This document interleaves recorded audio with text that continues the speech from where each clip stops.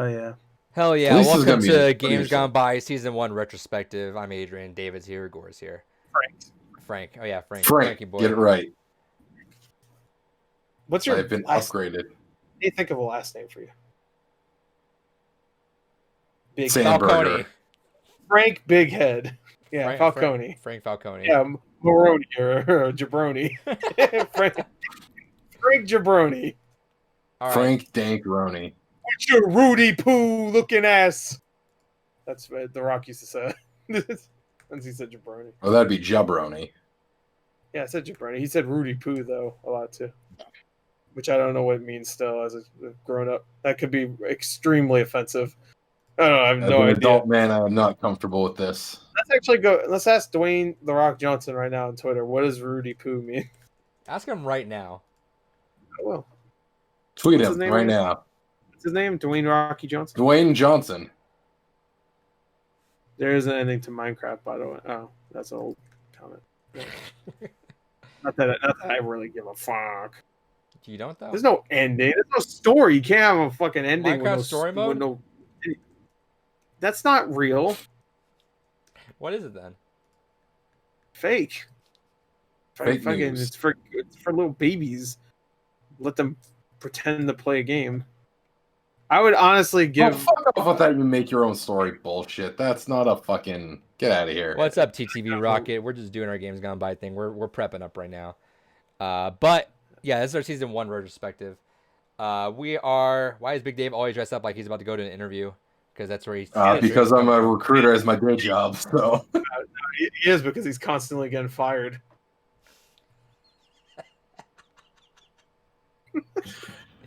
Got his ass.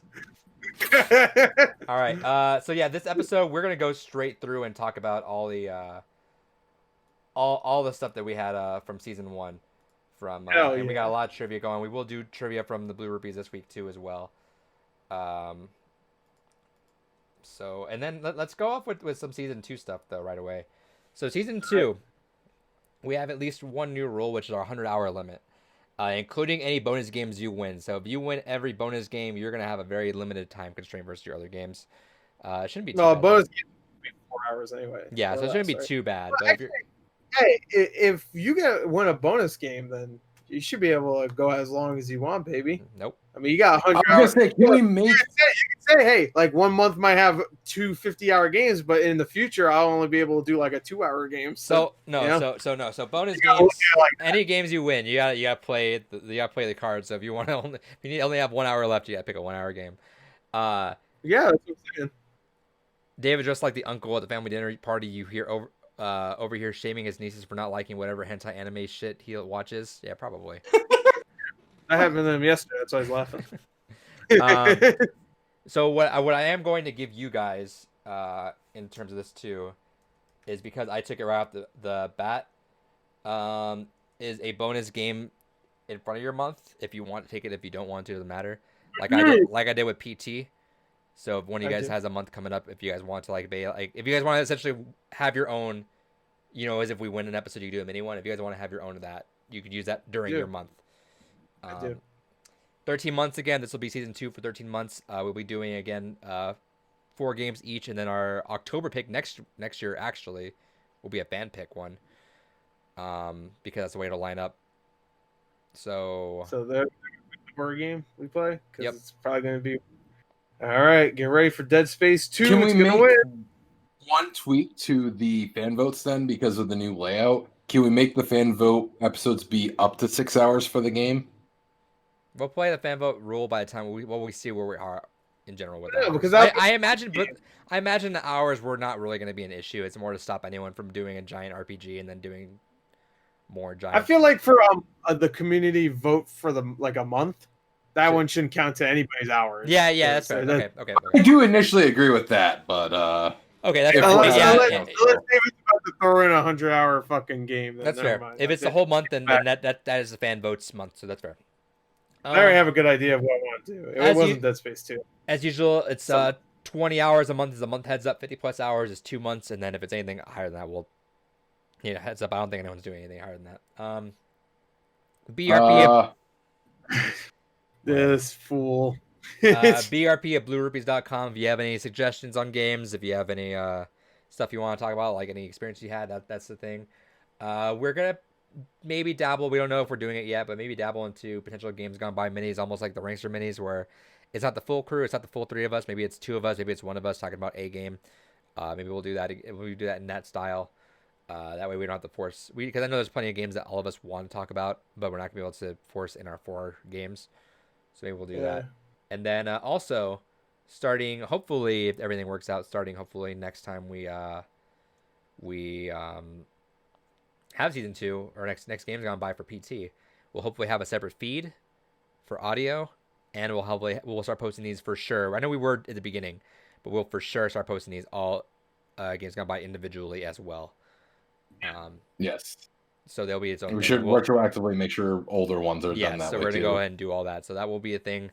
And what I'll probably be doing, what I'm thinking of doing is we're backlogged, so I might be putting out weekly games gone by, just week until we catch up. So it might be about 3-4 months until we catch up proper. So it's like, all right, week 1 will be Undertale, week 2 would be something else, is so I don't want to over inundate a new feed with just with old games gone by episodes. TTV Rock says, I would love to see Arkham Origins as games gone by for a winter installment. I love how diverse the reactions were to that game, so I'd love to hear discussion for you guys. I will be down for Arkham Origins. I've heard mixed things too, so it'll be kind of interesting because I do want to play that. I did buy that a couple weeks ago too. The only Arkham game I've really played is Asylum, so I haven't played any of the others. Did you like Asylum? So I'd be interested. It was fine. All right. No surprise. So let's see before I do that. Wait, you didn't like Poison Ivy's leaf panties? What? Anyway. He didn't. Yeah, he didn't play it. Yeah, You would have known that. The leaf panties. So we will be talking about every game individually at the end, and again, I will give specific timestamps per game. So if you don't want to hear about Doki Doki, I'll timestamp when that starts and when the next game begins. So if you're trying to avoid specific games, we'll timestamp that all out for you, and it'll be in the description, and that'll be towards the end too. So we're gonna hear all the fun facts beforehand. See in the video. What? Because that's what YouTube does. YouTube, when you timestamp something in the description, it'll just put it in the video. So yeah, like you'll have that's right. It does that feature now, which is kind of good. You got a specific. Scroll to see. No, it's just as long as you timestamp it in the video, in the description. You got a specific. You put a time though. You got to specifically timestamp in a certain way. Yeah. No, the way you do it is the way. Yeah. The way I was doing it before, like 2 months ago when I started doing that or whatever, it didn't do it because I did. Well, they just feature only a few months ago. So. Yeah, you gotta put the time first and then the title. I used to do the title then the stamp, but anyway. So we will be going through a couple of things trivia wise for this.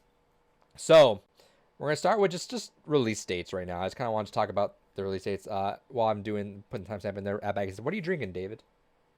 Drinking some brandy. In celebration.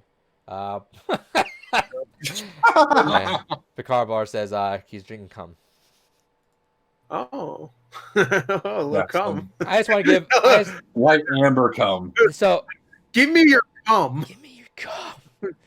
All right, somebody clip that and use that for dangerous things for gore. Give me your cum. So I just want to go through and this isn't necessarily. Sorry. This isn't necessarily a fun fact. I just kind of want to go through just a quick retrospective of not even, we can talk about it. I don't know if we need to. I just want to give a quick release date of all these. So, sure. Are we counting Frog Fractions as a game that I picked because I essentially picked that, or is it just kind of a Okay, so I lumped you made me fucking play it, so I wasn't sure if that counted as my extra game.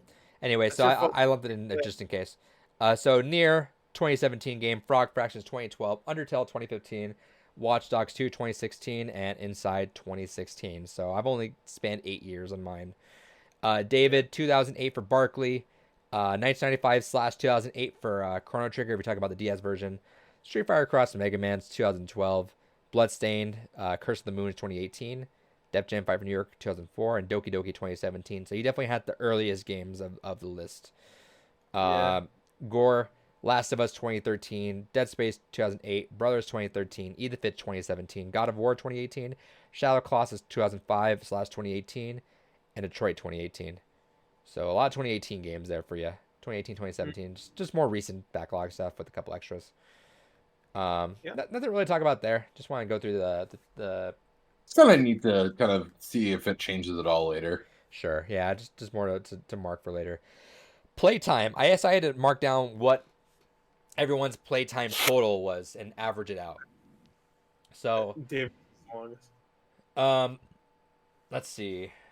Actually, no, not what Shimogami Tensei got. Is Yeah, now the Nocturne is gone. I'm gonna say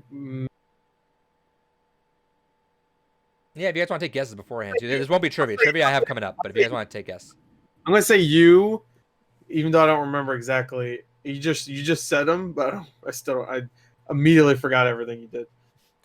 No, actually, you had I'm inside. gonna say Gore, then me, then I Adrian. would say me. And I think only because I won like 3 of the fan votes. I think so. you had 7 games. David had 6 games. I had 5 games. Okay, I won. All right, then I won. Like I think I won like no, I had to have won 3, You won 3. right? Yeah, because I won the We month all one. we had 4, and then you had 3 bonus. One. Yeah, so Yeah, because I think the only would say fan I'm games not both I won were Mega Man and Bloodstained. the thing Bloodstained. Yeah. God of War. That's like almost 30 hours right there. I'm gonna say me. I'm gonna say I'm the longest. Okay. Also, 333 Ducky says loved your Rick and Morty reactions, Gore. Oh, thanks. All right.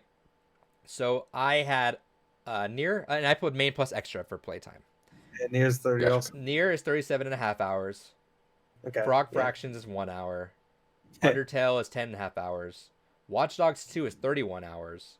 And Inside is 4 hours. So Yeah, I didn't think about Watch Dogs 2 if you do all the side, Yeah. which I didn't even finish it, but I was definitely not doing the side shit. So I had a total of 84 hours with an average of 16.8 hours per game. You might have had it. David, put you had fucking- Barkley at 6 hours. Chrono Trigger at 26.5 hours. Street Fighter That's not Cross sure. Mega Man at 4.5 hours, which there was no main plus extra. It was straight. I just used completionist for that. So that was Yeah. 4.5 hours. Bloodstained is 4.5 hours. Def Jam Fight for New York 7.5 hours. And Doki Doki at 5.5 hours. 54.5 hours total for an average of 9.1 hours per game. So I had really small times then. Yeah, but if you had Shimogami, you would fucking won. Gore, you had Last of Us at 17.5 hours. Dead Space at 13. Brothers at 3.5. Ethan Finch at 2.5. God of War at 31.5. Shadow of the Colossus at 9/11.5. But I used the 11.5 as the because we both it was that 11.5 was for the 2018 version, and since us two used that one, I went for that one, and then He didn't even finish it. So. yeah, so and then Trey at 14.5. So you had 94 hours total for an average of 13.4 hours. So yeah, I was the highest per game simply due to Watch Dogs. If it wasn't for Watch Dogs, I would have had lower there. Even though Watch Dogs, that's only if you did all the side shit. Sure. And, I didn't even do a single side shit. But same thing like Detroit though. No, I think I had like 30 I didn't hours. finish on the that. game. But like You know? like Detroit for you though, we only did one playthrough and I was completionist for that. Yeah, Detroit took me about maybe 8 hours. Okay. So next up I have prices. So what it costs to play everyone's games. Ooh, that's gonna be interesting. So I put complete. They're either complete copies or they're digital copies. So well, David's definitely has to be number 1, right? Because he had Chrono Trigger. If we're all right, he probably Yeah, especially because where I played the. Let me explain the rules really quick. So it's either the complete copy or digital copy. So Undertale, I'm not using the physical copy. I'm using digital copy. Is that I'm going for the cheapest platform. So I'm not going for the most expensive one. So that skews it a bit. And then, I'm yeah. excluding Game Pass, obviously. Yeah. So what do you guys say? I do have total and averages per person. I think Gore got it because he's got a lot of $20 at least games. Yeah, and I got 1 extra than David. And a lot of my games were free, so. What were my? Yeah, 2 of his was free. Doki Doki was free, right? Barkley, Street Fighter, 3. and Doki Doki. Yeah, so his is the least, obviously.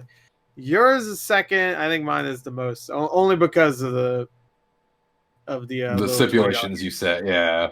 Okay. Yeah. Nier Automata at $21. Frog Fractions is free. Undertale Digital is $15. Watch Dogs 2 is $10. And Inside Digital is $20. So $66 total for an average of $13.20 a game. And according to David's rule, I put David's rule in here, which is what your game is dollar per hour ratio. You're getting Support. my game at 79 cents an hour. Hell That's yeah. Good fucking ratio. Is that a good ratio? Hell yeah. Well, David wants I always David, viewed it, if you got at least $1 an hour of entertainment, it was a fucking good deal. I want a quarter tops. If I'm gonna be an asshole like you. Let's see. David, Barclays Yo. free. Chrono Trigger $58, which I put the DS version because if it was the SNES version, you'd be fucked right there. But if you're going with the cheapest version, it should be $10 for the Steam version. No, because none of us use the Steam version. We have to go by the ones we used. I'm assuming. Yeah. Right? Oh, so okay. like, So that's the caveat then. yeah. So I would, if it wasn't, if like for example, like Def Jam, we all went on every platform. Yeah. So. Okay, so I thought you just for outright whatever the cheapest 100%. No, like I did that. Like has. it's more like if Inside was on sale somewhere, or for whatever reason $5 cheaper somewhere. I'm not using that, but We know, Gotcha. David. He wants to be the cheapest one. Okay. would that have changed? So my you can rules? rub it in our faces. That wouldn't have changed my rules. All right, What? I'm fine. None of my games changed. I know, but if his is $58, Oh, he's then changing his, the rules. Oh, I think you're talking to me. Yeah, he's sure. Yeah. So anyway, So, Chrono he wants Trigger the cheapest one. He doesn't want to change his rules, David. That's $58. Or- Be happy because that would have been Wait. $300 and some if it was the SNES version. I said yeah. David. I said David. I'm sorry. It's all good. Frank understands. My goodness. Chrono Trigger $58. Street Fighter free. Bloodstained $10. Def Jam Fight for New York, the cheapest version was the Xbox version for $67. Doki Doki Damn. free. So to enjoy David's selection of games gone by, it's $135 total. Yeah, but I think I just edged him out. That's an average of $22.50 a game, and David's rule has that at $2.50 an hour. Even with 3 free games. Hey, ain't that a bitch? Gore. Yeah. Hey, what's up? The Last of Us $11. Yeah. Dead Space $7.50. Brothers $15 Okay. digital. Edith Might be 15, okay. Edith $20 digital. Okay. God of War $15. Okay. Shadow of the Colossus $15.50. And I used the PS4 version for that. Yeah. And Detroit $11. For a Okay. total Actually, of $95 total. Average of Hell yeah. $13.50 a game. David's rule, unfortunately, you didn't catch that, but it's actually $1.01 an hour. So unfortunately, it does not. yeah, but mine's all about quality. So you get Game of the Year, you get fucking funny Barkley games from fucking David. So, and actually, most of my games are going to be free because most of them are PS4 games, and they'll be free in about a month. There you go. Suck it. All right. I win technically. But yeah, David is the most expensive. He had 3 free games. I didn't have a single free game in my. So the trivia. Yeah. Is what I'm gonna put here. Yeah. Let's see. Yeah. Oh, this is where we're putting the trivia right Yeah, here. I was gonna do it for something else right now, but I think I like this one more. Trivia. I'm Alright. gonna have you guys guess the top 3 games that we all voted as the best. Let's do top 5 actually. Top 5 games we voted as the best games Oh, gone by gosh. season 1 games, and whoever gets the most will win the point for this week. Look at So all I of can them. list you guys off the list of games again, or do you guys want to just look at your own list that you guys sent me, or? I'll just go on Facebook because you sent. Yeah, I'll just look at what was sent. I'll on list Facebook this off too. for the listeners at home. Once again, you'll be hearing about this a lot, but Undertale, Dead Space, Doki Doki Literature Club, Bloodstained Curse of the Moon, Inside God of War, What Remains of Edith Finch, Barkley, Shut Up and Jam Guide, and Frog Fractions, Watch Dogs 2, Street Fighter Cross, Mega Man, Last of Us, Brothers, A Tale of Two Sons, Chrono Trigger, Nier, Automata, Shadow of the Colossus, Def Jam Fight for New York, and Detroit Become Human. What are... All right, so am I guessing David's? No, or... we're guessing what all of us, because I even put my own rank in there too. So what, Right. with Do all the that, points like, added up, No. you get what I'm saying, David, or are you confused? No, I get what you're saying. So it's basically you're taking what the average of what we voted the rank for. Yeah, so for example, and this is obvious, if like we've all put like Watch Dogs 2 as number 1, that's getting 18 points. So Yeah. I put it 1. If you put it second, it's getting 17 points. If you put it third, fair. 4 is getting 16 points. And I add it all fair. up, and then whatever's up there is getting the points. So you guys got to tell me, what do you guys think won the top 5 games? Gotcha. Okay. So let me know, and All right. you guys just tell me because it doesn't really matter if you guys cross over. Or no, actually, send it to me. I'll No, send it to you in a yeah, message so it's yeah. cleaner. Yeah. And type it out. And I'll tell you guys when to hit enter. Okay. Oh, I Don't didn't type change. it I didn't out. change the recording up. Whoops. Uh-oh. We were recording this. Please don't crash. Please don't crash. Baby, don't crash. You can blame it all on me. Baby, come on. Blame it all on us. Does David like anything? No. Oh, yeah. I hate everything. I'm going to say...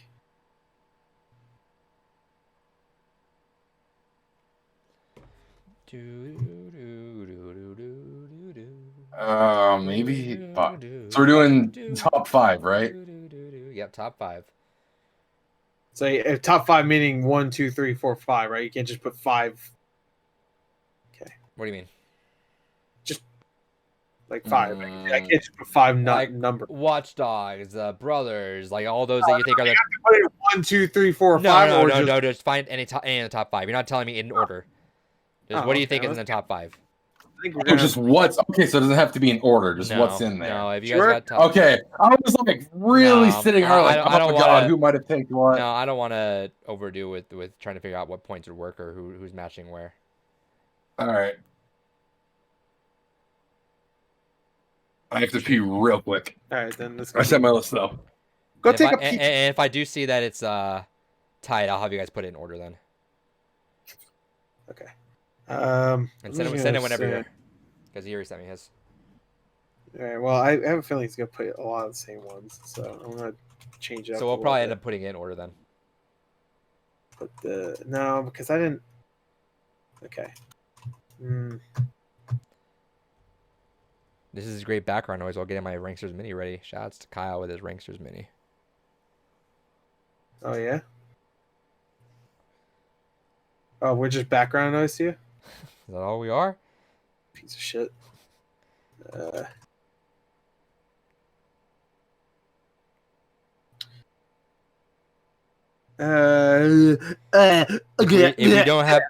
we don't have a clear winner, I will have you guys put it in order.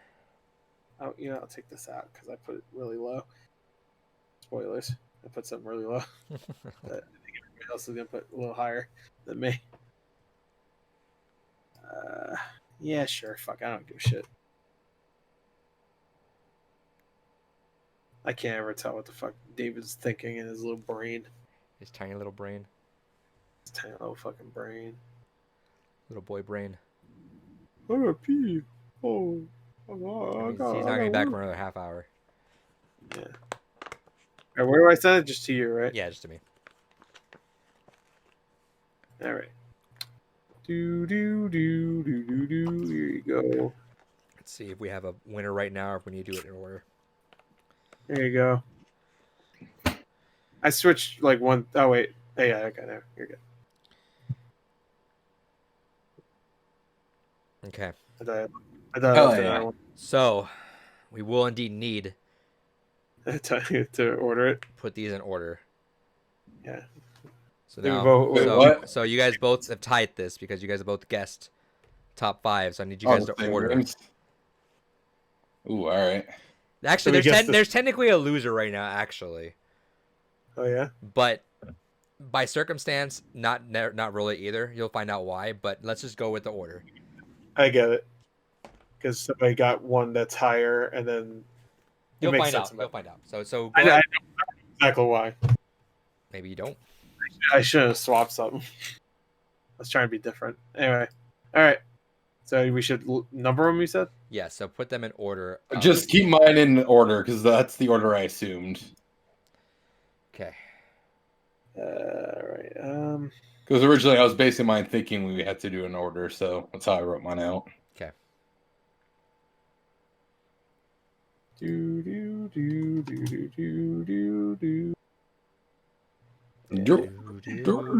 Batman.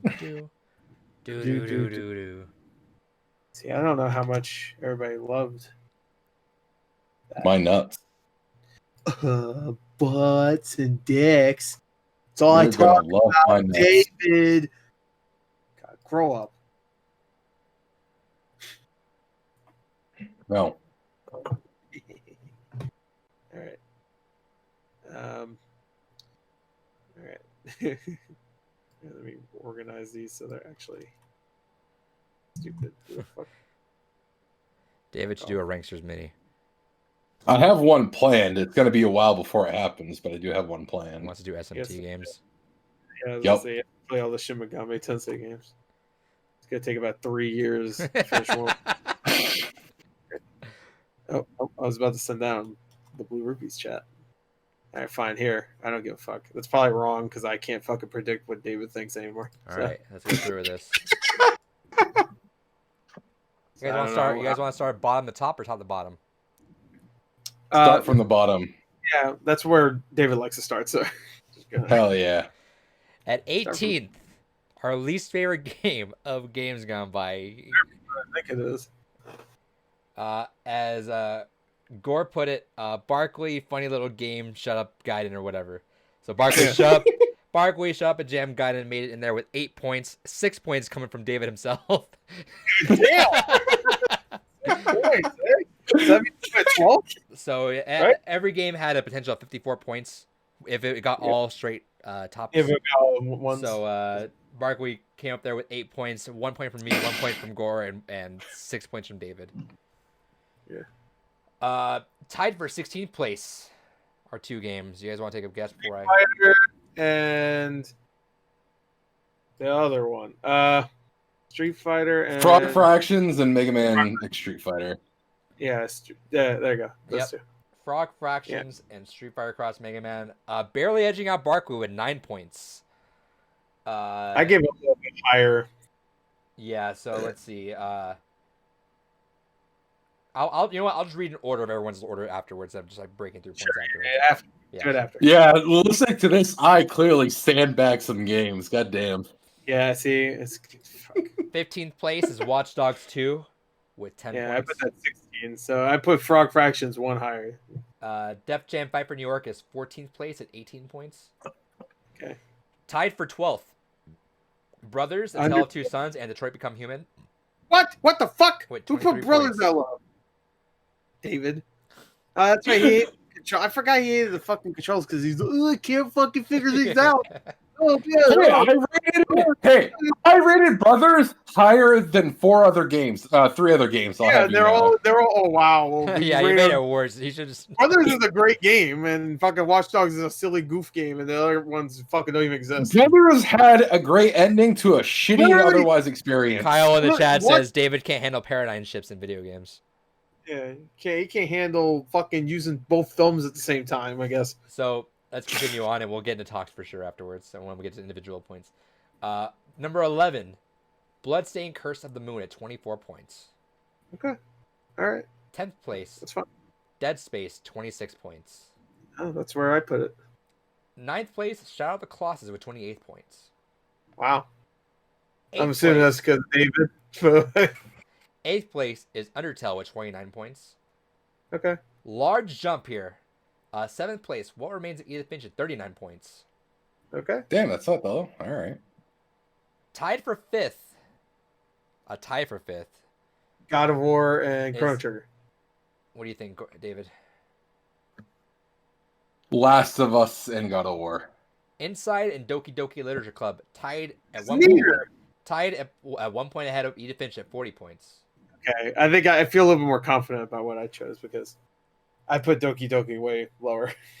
God of War is 4th place at 41 points. Chrono Trigger is 3rd place at 45 points. And Last of Us is 2nd place at 47 points. David got a clean sweep on the top 5. Yeah, I did. And 1st place, unsurprising to his camera froze to me. That's pretty good. Again? God damn it. That's a good pick. I think it's a great shot of that. Hold on, I'm gonna take one too. It's a good frozen There you go. picture right there. Is your camera unplugged? It's like, No. like some shit you'd see in Blair Witch. You better unplug it, or you better turn off your video and turn it back on or something. All right, 1 second. Oh, or you miss it. I'm sorry. Say the top 5 again. So Nier Automata won everyone's first place at 54 points. Yeah, I figured. Yeah. Last of Us second, Chrono Trigger third, God of War fourth, and tied at fifth was Inside Doki Doki Literature Club. I thought you'd put Chrono Trigger way lower, so I was just like, eh. So technically, Gore lost from the first round because he put Doki Doki and Literature Club in top 5, but I gave him another chance to boot it up. That's why I said that there was a winner with David because he clean swept that. That was the one I put in extra because I put that way low, so I was just like, I think those two really loved it a lot. I know fucking Doki Boy over here loved it, so Okie Dokie Boy. Let's talk about the rankings here. We'll start with me. Okay. 18th was Barkley, no surprise there. 17th Street Fighter Cross Mega Man, no surprise there either. 16th Frog Fractions. Probably would have been higher had the playthrough been successful, but it wasn't. Watch Dogs, 15th place for me. 14th was Def Jam Fight for New York. 13th was Shadow of the Colossus. 12 was Dead Space. Wow, not low. Jesus. It's hard to say that it's low though, because like every game I loved, every game I loved in here though. That's kind of the thing. And probably there's some recency bias with Detroit, which you'll see coming up here in a second. 12th place Dead Space. 11th place is Bloodstained. 10th place Brothers. 9th place Detroit, which I feel like that might just be recency bias. So maybe eventually Detroit falls a little bit lower, but for now it is where it is. 8th place for me is God of War. 7th place is Edith Finch. 6th place is Chrono Trigger. 5th place is Undertale. 4th place is Doki Doki Literature Club. 3rd place is Last of Us. 2nd place is Inside. And 1st place for me is Nier. Yeah, I knew Inside would be high. That's why I put Inside there. Let's go to Gore's list. Okay. Gore, Barkley, Funny Little Game Guide is one at one point at 18th place. 17th place, Street Fighter Cross Mega Man. Gore and I pretty much had the same bottom 4. 16th Watch Dogs 2, 15th Frog Fractions. Swap those two, and Gore and I are the same with the bottom 4. Yeah. 14th place is Curse of the Moon. 13th place is Def Jam. 12th place is Undertale. 11th place is Doki Doki. 10th place Dead Space. 9 is Brothers. 8 is Inside. 7 is Detroit. 6 Shadow of the Colossus.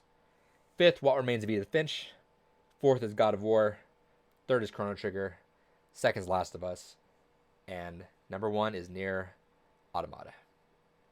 Yes. Let's go to David's list being the correct list. David's list being probably the most outlier of them all. Yeah, no, and the can I guess controversial list. Let me guess. 18 and 17 are Detroit and Shadow of the Colossus. No. Actually, no. At least 17 is Detroit. 18th is Detroit Become Human. Okay, 18. All right, so I got that right because I knew that was going to be the bottom. 17th is not Shadow Colossus. It's got to be. You're very far off. It's got to be Frog Fractions then, because he fucking didn't say anything. Okay. 17th is Frog Fractions. 16th is the other one I just said. Not Shadow Colossus. Shadow Colossus. No. Watch Dogs. No, you're a liar. You hate that game. Don't fuck around. Don't fuck around. I hate it. I just didn't think it was. Are you fucking kidding me? We went on the whole fucking thing about it. I was actually. Spoiler. Every time David hates, Frank hates a game, it's fucking. That's the whole game's going by. Is how much you didn't like it. Spoiler alert. I actually voted Shadow Colossus lowest. Wow, Adrian's fucking. The biggest twist of games gone by. Well, Adam, you really fucked the pooch there. You made Frank look like a fucking angel of games. So 16th is Watch Dogs 2. 15th is Brothers. Oh yeah, okay. I should remember. He can't. 14th The is the game was fucking. Look at me, I'm more intelligent than I think I actually. Fuck that game. The game was not fucking good. Wait. It was pretentious bullshit that had a somewhat pretentious. ending. Literally, there's nothing about it that's pretentious. It's a little journey. I don't get it. Oh, there's a Spider Woman. How pretentious! Like, you're controlling each other, control, and then when they die, it's like, oh, fucking How is it pretentious? You have two controllers. I mean, two characters at once. I guess Pikmin is fucking pretentious because you're moving a bunch of Pikmin at the same time. Fuck it. Lemmings is pretentious. Sorry. Hey, At the end, I guess inside is pretentious. I'm Some glad, I'm people- It glad, is, I'm but glad I got it's the heat good. off my back really quick. Yeah. All right. Let's see. 14th place But is.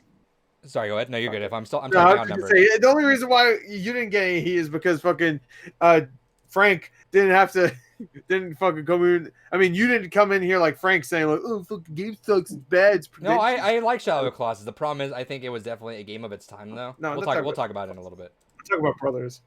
Oh. What were you talking about Shadow of the Colossus when you said fucking pretentious? No. Kyle said in the Okay. chat, you guys say pretentious yet voted near number 1.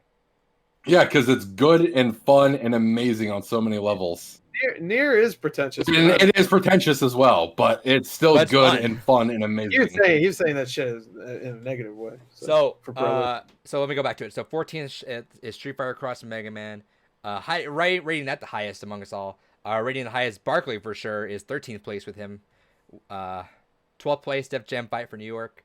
Barkley's better than Brothers of Tale of Two Sons, Shadow of the Colossus. No. Oh, no. No, Hey, Shadow is still higher. We haven't gotten to that yet. No, fuck out of here. He liked Barkley more than Street Fighter Cross, Mega Man Brothers, Watch Dogs, Frog Fraction, Detroit Become Human. Hey, no, I'm telling you right now, that's bullshit. He only did that because he didn't want fucking somebody like me to tell him he's a fucking idiot. That's Somebody bullshit. like me. He knows he likes Barkley better than Shadow of the Colossus. This is bullshit. I'm calling him out. We'll talk right, about Barkley in a bit. Look, let me phrase it this way. This is what went into my thoughts on this ranking. Do I enjoy Barkley more than Shadow of the Colossus? I'd probably rather play Barkley than Shadow of the Colossus.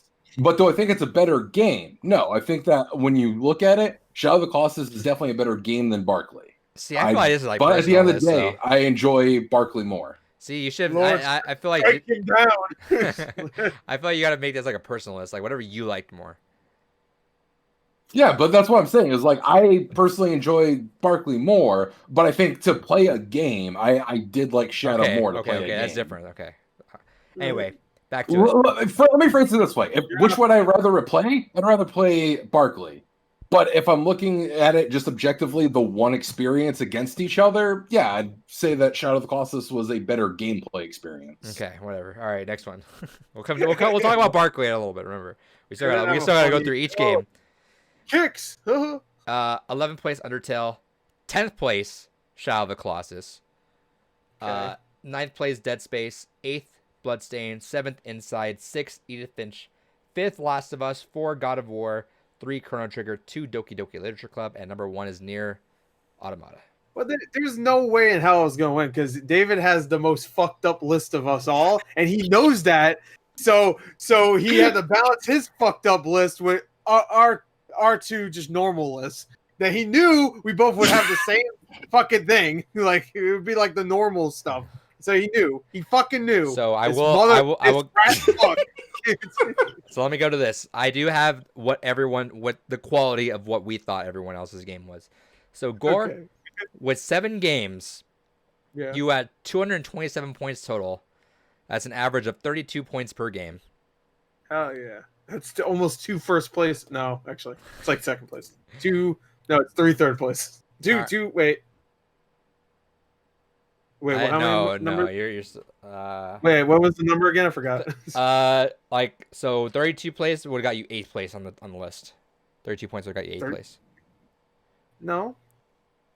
I'm getting all your games, adding all the points up. No, I'm not counting Frank. It's just us two. So that'd be like I haven't done the math. I haven't done the math. Sans Frank. No, if it was no Frank, then that's like 16 points each, right? Sure. Yeah. No, I wasn't counting Frank. Frank with 6 games. You had 144 points. Average of 24 points per game. That's way too high. So I put 2 because I wasn't sure if Frog Fraction was in or not. So with Frog Fractions, I had 5 games, 142 points, at an average of 28 points per game. If I had never touched Frog Fractions, I would have been up at 33 points per game. You come to me for quality. You come to me for quality. And if this dumb fuck over here knew how good Brothers, the other games they hated were, then I'd be way up there, baby. So I do have one more little piece of fun fact before we jump into discussions, and then we have something else at the end. So the Metacritic ratings. I have the Metacritic ratings. I figured you'd get the scores. So let's see. So it's time to find out who really has the quality here. This guy. So it's gonna be me. I'm the best. I'm the video game man, bro. me. So actually, it almost. So you'll see. No. Okay. So me with Metacritic, I had Nier Automata, and I got the highest ranking, so I went with the highest ranking platform instead of like whatever. Yeah. So Nier Automata with 9.0, Undertale with 9.3, Watch Dogs 2 with 8.2, Inside with 9.3, and Frog Fractions actually no ranking whatsoever, so I couldn't count Frog Fractions. Interesting. That's a 0. Sorry. David. Yo. Oh, actually, so I had an average of 8.95 per game. Okay. David. Barkley didn't have a critic score, so I went with the user score, which is 7.9. Right. Doki Doki, 7.8. Chrono Trigger didn't have scores for the SNES, so I put the DS version up there with 9.2. Street Fighter Cross Mega Man at 7.1. Bloodstained 8.2. Def Jam Fight for New York 8.3. So you had an average of 8.0 per game. All right, can I just say one thing? Your little Frog fucking Fractions, I think, just saved your little dumbass. Because he has like less games now, and I have like Detroit, which I know is like an 80. I think the highest one was at one point. It's like on PC, I think. Right. Right. Here's Gores though. All right. The Last of Us, the highest ranking game on this list at 9.5, and that was both platforms. That was remastered and PS3 version. Hell yeah. Dead Space, 9.3. Okay. Yeah, that's really high. Highly rated. Great Brothers, game. 8.6. That's too low. Edith Finch at 9.2. Hell yeah. God of War at 9.4. Yeah, you're right. Shadow of the Colossus across both platforms, same as Last of Us, 9.1. Yeah. Detroit Become Human, 8.0. Yeah, see, that fucked me. For an average... Thanks, fans. Thanks, fans. For an average of 9.0. He beat me by 0.05. So Gore got the win. Gore won the Metacritic. Yeah, thanks, man. Thanks, fans. I meant it realistically. You almost fucked me once again. I wasn't gonna do critics user score too, but so I do want to go. I didn't want to look through it again. I spent so long trying to figure all this out. Frog Fractions would win because it's a meme game. So order of Metacritic criticals. Sans Frog Fractions. So 17th place is Street Fighter Cross Mega Man. 16th is Doki Doki Literature Club. 15th, which ironically, so it's bottom 2 for critics, top 2 for David. 15th Barkley. 14th Detroit. Tie for 12th is Watch Dogs 2 and Bloodstained. 11th place Def Jam Fight for New York. 10th place Brothers. 9th place Nier. 8th place Shadow of the Colossus. Tied for 6th is Edith Finch and Chrono Trigger. Tied for 3rd, Undertale, Inside, and Dead Space. 2nd place God of War, and 1st place Last of Us. I'm sorry. Say that top 3 again. So Last of Us 1st, God of War 2nd, and tied for 3rd is a three-way tie for Undertale, Inside, and Dead Space. Okay, interesting. So technically, the top three. Technically. Hey, and I had 2 of the top. I had technically 2 of the top 3. So there you go. Yeah, I had 3 though. David didn't have shit. Hell yeah. David's game came in tied at 6, and the rest of his were bottom 7. Hell yeah. Yeah, pick them. And then I do have 2 things at the end. So let's go through and let's start talking about each game All proper. Right. And we don't know if we're gonna spend a long time with this. And again, if you're trying to skip out on a game, timestamps will be available in the description for each game. Yeah, I think we can get through some of these real quick. I don't have many thoughts on a lot of these. I'll tell you right now. Yeah. Well, and because of stuff, we played Detroit, so we shouldn't talk about that long, but we'll see. Yeah. All right, let's start off with Undertale. Let's go back to Undertale. Okay. Where are we standing with Undertale in the grand scheme of things? What did it start? It was the inaugural Games Gone By. Yeah. I feel like it was a good introduction to what the series could have been with all of us, with 2 people in here playing it for the first time, right, David? Yeah. Kind of bringing in the hints of that replayability, which what we did in Nier, and what we could have done with Detroit. But where do you guys feel with Undertale now? Now that we're 18 games or 17 more games out. It's just like because when we did Undertale, I didn't think we'd ever do Barkley Shut Up and Jam Gaiden a couple months later. And technically similar-ish combat systems at times, with the little mini games you have to do. Sure. And it's just really hilarious how Undertale was made by one person, technically, right? How many people made Barkley? Chef Boyardee. Two people. Yeah, Chef Boyardee. Some guy named Chef Boyardee. I forget the other one's names. All right, so double the man work. I think it's 3 people. 3? Triple. Pretty sure it's 3 people. It's almost like if you don't. So I think one person was like exclusively working on predominantly like story, one art, one game. It's almost like I think they got like someone else to help with the music. If you don't focus on it just being a stupid meme and actually make your game like good, then it could be even more popular. We'll talk about Barkley. Yeah. Anyway, Undertale is great. I don't really have much thoughts about it now. I mean, I still listen to the soundtrack. Soundtrack is fucking incredible still. Yeah, it's great. Absolutely fantastic soundtrack. I haven't replayed it or anything, so but it's one of those things that I'd argue that soundtrack is the best part of the game, honestly, for me. Yeah, sure. I can see that. I think the humor really works. I think the humor of Undertale will hold up way better than most games. Like going back to the original Borderlands, it ain't funny anymore. Because what was it? Will. Why am I blanking on what's his brother's name? Sans' brother. Oh, shit. Papyrus. Papyrus. Remember he's like, he got embarrassed over something. He's like, well, I gotta go, and starts spinning around and leaves the screen now. No. The trap breaks and he just starts slowly spinning. Yeah. He just like slowly spinning. And then remember the dog. I think it was the dog's head, right? That just kept going underneath in both. Yeah, just every time you pet him, it kept going up, and then it would. And then my favorite one, I didn't get when I played it. I saw somebody else get it. I think if you go in and take something, or no, you go in and you're trying to take something, it says you have too many dogs, and it's like, wait, what? You can't. You have no room. You have too many dogs. I'm like, and when I was watching that, I was like, what the fuck? And then they went into the inventory, and there was this annoying dog there. And then if you press on it, then the thing comes out and steals the thing that you're trying to take. And I'm like, oh my god, it's like that's the humor is top notch in there, and I do think that the process of how deep that game got and where it went and how like it said, hey, it got really meta with you, and I like that a lot. I feel like if it's a game that you're somehow able to go into blind, it's worth going into. Which I did. One of the things that kept me from playing the game for so long, as I kind of mentioned during the podcast, but still I feel is one of the worst parts of it, is the community behind it. I fucking hate the Undertale community. But it's one of those things that if you can go into it blind and not have any of that kind of orbiting fucking community input from it, it's a fantastic fucking experience. I love it. I really enjoyed it. I would love to go back to it somehow. Probably a little bit later though. Need to step away from it a little bit just because I want to keep that playthrough fresh as possible.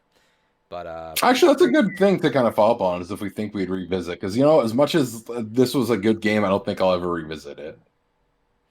I might play on Switch. I will, because I started on Switch. And you never played all the playthroughs, right? No. I definitely do not want to do the fucking evil one. When I saw that final boss, I'm like, I guess we could talk about that. I guess I don't think I watched that at the time. Mm-hmm. The evil playthrough and Genocide. The Genocide. Yeah. Right? That's where you get Megalovania, dude. Oh yeah. You get Megalomania, but you also get a little something else. That's fucking badass. You see Sand just like, and I think kids should die or something like that. I do also recommend, even though the community sucks, I do recommend watching some of the animations out there. There's some really good ones of just like fan animation. Undertale. Undertale. I would call that an animation, but yeah, sure. It says hypercam in the bottom right corner too. He just laughs. I just love that laugh too. One of my favorite videos on the internet. Sans Undertale. And I did order that vinyl, so I'm very excited to grab that. I think it's on its way now to me soon. Sweet. Hell yeah. All right. Good shit. Undertale, go play it. It's out on Xbox.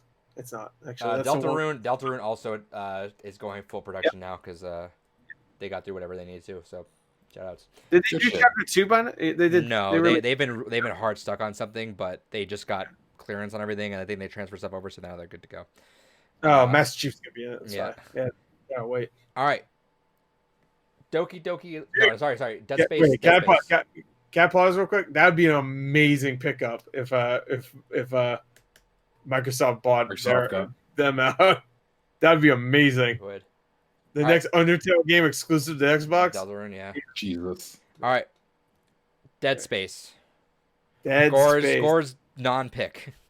Yeah, I mean, yeah, it was a good game either way. So it was great. I had fun with this. I'm still very excited to play 2 eventually. Maybe I'll get through 2 this month. Maybe next year. We're in spooky times now.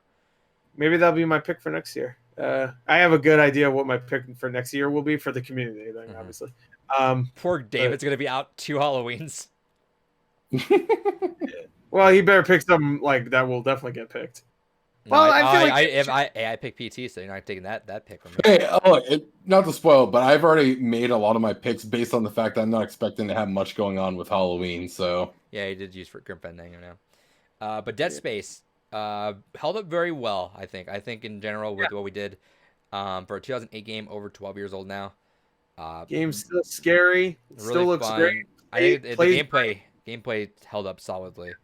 Actually, like strangely addicting, that game, like because you're always like getting new stuff to upgrade your weapons and stuff, and that's the way everybody talks about Dead Space 3 being like it's not horror anymore, which it really wasn't. It's not very scary at all. Whenever you have a teammate with you, it just ends up. It's like Resident Evil 6, right? Yeah, 5 or 6, either one. Resident Evil 5 was not scary for a whole different reason, unless you find someone punching a boulder scary. But it was fun co-op. It was fun. I thought 6 was fun too. So, whatever. But Dead Space 3 is fun. I really enjoyed Dead Space 3, and that's my favorite part about that game is that it took the crafting element and just went fucking crazy with it. It's just like, oh man, you can get all these mods. So yeah, that's the one thing I thought more about Dead Space in the last year is that I was surprised by how much I missed playing that game after I was done playing it. I was like, oh man, I kind of want to use that plasma cutter. I love that thing, dude. The plasma cutter in Dead Space makes you feel like a badass when you swap from horizontal to vertical to horizontal, and you just cap one of them. Just like, one of them's going there, you're like, all right, boom, and then just wave, and you're just good. It might be one of the best video game weapons ever. Really, really cool. We should do that as a rating. Yeah. Primary weapons from video games, like the signature weapons, I guess. Because that is definitely an amazing one. But yeah, that game is really fun, but it's also very scary. Does a great job of really fucking with you. The sound design is really, I think the first time, besides the Silent Hill, the first time where a game really got me multiple times from just random sounds in the background. And I'll talk about the first time I played that game. The first time I played that game, which I only got maybe a few hours in because it's scary, really fucked with me with the sound, and it did the same thing last year when we played it. So it's weird. No, definitely. Highly recommend Dead Space. It is a good game. I just would not recommend the PC version to anyone because goddamn, that was a bit of a painful slog at times. Yeah, I heard you had a bad time. I remember. Yeah, the controls are fucking garbage. But I'm very glad I was forced to go through that game because I felt like that would have been sitting in my backlog forever had I not just. That's the one thing I like about Games Gone By. It's forcing me to get through games that I'm like, I wouldn't have touched that in a long time, but. And Dead Space 2, that game is so good. I'll probably end up playing that beforehand. It might be like top 5 horror games ever. I love that game, and back then I never finished Dead Space 1, so it was like a BioShock thing where like I never really played the first one that much, and then I played Infinite, and I played 2 also, I guess. But I played Infinite, I was like, ooh, Infinite's good. It was like the same thing with Dead Space, I guess. I eventually went back and played that first one and then loved it. Now BioShock I played like 3 times. So, all right, that's once though. Next game. It's just Doki Doki Literature Club. Hell yes, anime girls. Where are my anime bros? I think whenever you get those whenever you get those posts like, "Hey, what are some games that describe you?" I think this game is shot up to one of the games I feel like would best describe me, where I like weird twists and meta stuff. I like unconventional games that break what the constant Yeah, is. Is like because I yeah. feel like that's what Nier did too, right? Nier broke Nier what that was. Eternal. That's why I'm a big fan of Spec Ops. It broke what I think what Yeah. it was trying. It tries to do something different inside the confines of what it did, but At the time, Eternal Darkness did that. There's a few other games that did that where yeah, it really fucking it broke that fourth wall and just like, oh shit, and really fucked with you in a right. good way. And Doki Doki, especially because I wish you'd go through it, do it again, or with the files. The files really add a whole new dimension I to it. already kind of saw Yeah, that those add a stuff. whole dimension to it. Those were super cool. Yeah, But she's also very Doki good. Doki Literature Club is really was such a fantastic time. I'm so glad I got through it blind. I'm so glad I somehow managed to dodge every spoiler bullet. I Because knew it went weird places, but I didn't like the first thing that is like fucked up in that game, which everybody knows exactly. We'll be Gently talking open about, the we're door. spoiling things. Yeah, spoilers are here. we'll be talking about later, I think, in our other segment, right? Yeah, Um, but yeah, this the suicide scene is like that's the first time where I mean there's weird things happening here and there. There are like you can kind of see it's going in a weird place, but so when you so open that door, it's like so for the sake of me not wanting to time cap too much for people that are trying to avoid spoilers, we'll keep all the best moments in here. So Doki Doki actually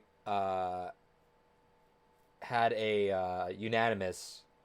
well when we Uh, get to the best moments. Okay, well, I guess we could talk about here. I thought maybe for the best I moments we could just say what the games were that we're gonna talk about, and if they want to skip it, they can. I don't know, but whatever. sure.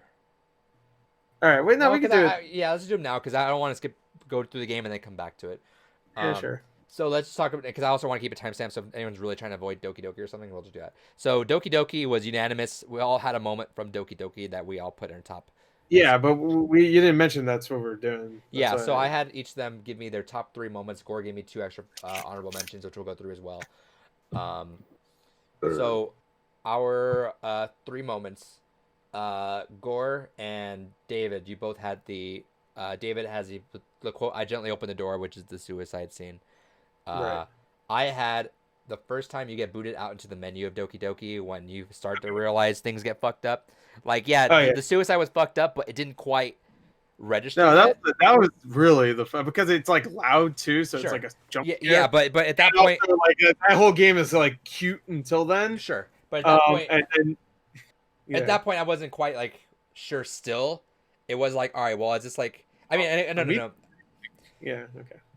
I know it was getting fucked up, but I didn't know where the direction of fucked up was until you get booted out, and all of a sudden, Sayori's just deleted from the main screen, and then and then you hit play again, and you're like, and then it's like some different. It's just subtly different. You're like, oh, that's where it's gonna fucking go, Like I like the revelation of where you're headed as opposed to because the suicide was definitely my first instinct, but I felt like my real kick in the balls point was when it changed it up just enough for you, like, oh, this is where it's gonna really hit the. Well, that's something I brought up during. Is a big part of that though. So Yeah, even if no, I agree. We're pretty much at the same exact spot. Yeah.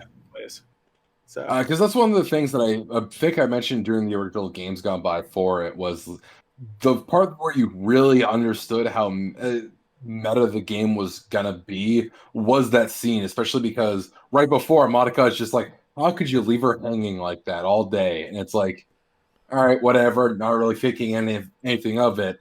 Then it happens, and How it's do you like, not think anything of wait a it? second. I didn't think anything of it. It's a common phrase. yeah, she left her hanging by her neck until dead that entire You day. just hear, oh, what? Where is she at? And no, and I think when she said that, I thought it was a little weird. yeah, I as soon as there was like an Because ominous feel. that was before she was revealed dead, obviously. Right? There was like an ominous feel in the air. Like as soon as she just didn't show up, you're just like, something's fucked up about to happen right now. Like something just didn't feel right. But yeah, no, we're both like, I mean, my section was like what, like 15 seconds after yours, essentially, like almost. Yeah. Like so, it's pretty much the same spot. But man, that game went in such weird directions, and good for it. Like I am very excited to play through that game again. One day I will return to that game. We didn't say we There's returned a to Dead game I Space. get I might return every to Dead one of my Space, friends. Yep. but I might not return to Dead Space. we'll I see. would. If I play through the trilogy and I like it, I'll probably go back to it. Especially going through it now with all the equipment I have. The New Game Just Plus, yeah. Fuck necromorphs. Oh, But with Doki Doki, I will 100% go through it again at some point. Yes, that's a game I will always revisit, and that's a game I try to get everyone I know to play. I already have that lined up for Halloween for the girlfriend to play because she hasn't played that before or heard of it before, so she's gonna have to go through that at some point soon too. it's just a cute little anime game. See, mine doesn't know about video games enough, so I need to get her into visual novel in general just to understand. Like, Does she like anime? no. Oh well, that's gonna be really weird for. Yeah, 'cause that's the thing with mine. Like, there's big anime titties, and she's like, "All right, sold." But to be fair, they're not that big. That's the problem. Yours is, No. but Wait, how old are They're definitely in school. 18 according to the disclaimer. they? They're not that big. Anyway, any other final thoughts before we move on from Doki Doki? Doki Doki. Phenomenal game that everyone should experience blind if possible. I wish more games like that existed, and I know there are other ones that are like that, but I've heard they're not very good. So I want more games. Ironically, if you look, people are very pretentious against this game. Like, oh, Doki Doki is like people think of it like people think of the Joker, where it's like, oh, I mean, it's deep for the people that aren't used to deep stuff. We should do this. I'm like, it still did everything it needed to properly. Like, I don't like people can be pretentious about it if they want. I'm sure there's other games that do it just as well, if not better, but this is the one that did it so well. They would have a point if the game wasn't so anime. If it didn't, you look at it and go, "Oh, that looks like some shovelware." It looks like a parody. It looks not. Oh, it looks like one of those. Yeah. I mean, it is a parody, but like visually, it looks like I go on Keymailer and I see those every day pop up, and I of course request them. But and it just looks like them. So and I play them every day. I have so many wives. Mine. I got harem, but yeah, it's just one of those things where like he did such a great job that you can go in there and really not even think about it being that like a pretentious like, oh, it's like artsy fartsy. Oh, now she's gone from the code, and if you look in the image file, she's gone. Like, oh, I get it. Real clever, man. Like if it was like real actors, like if they actually like, if they were, it's like they were trying super hard, but they don't. It just kind of just flows. But it does a great job because it's also like the dialogue is so on point with like a shitty anime. It's like perfect.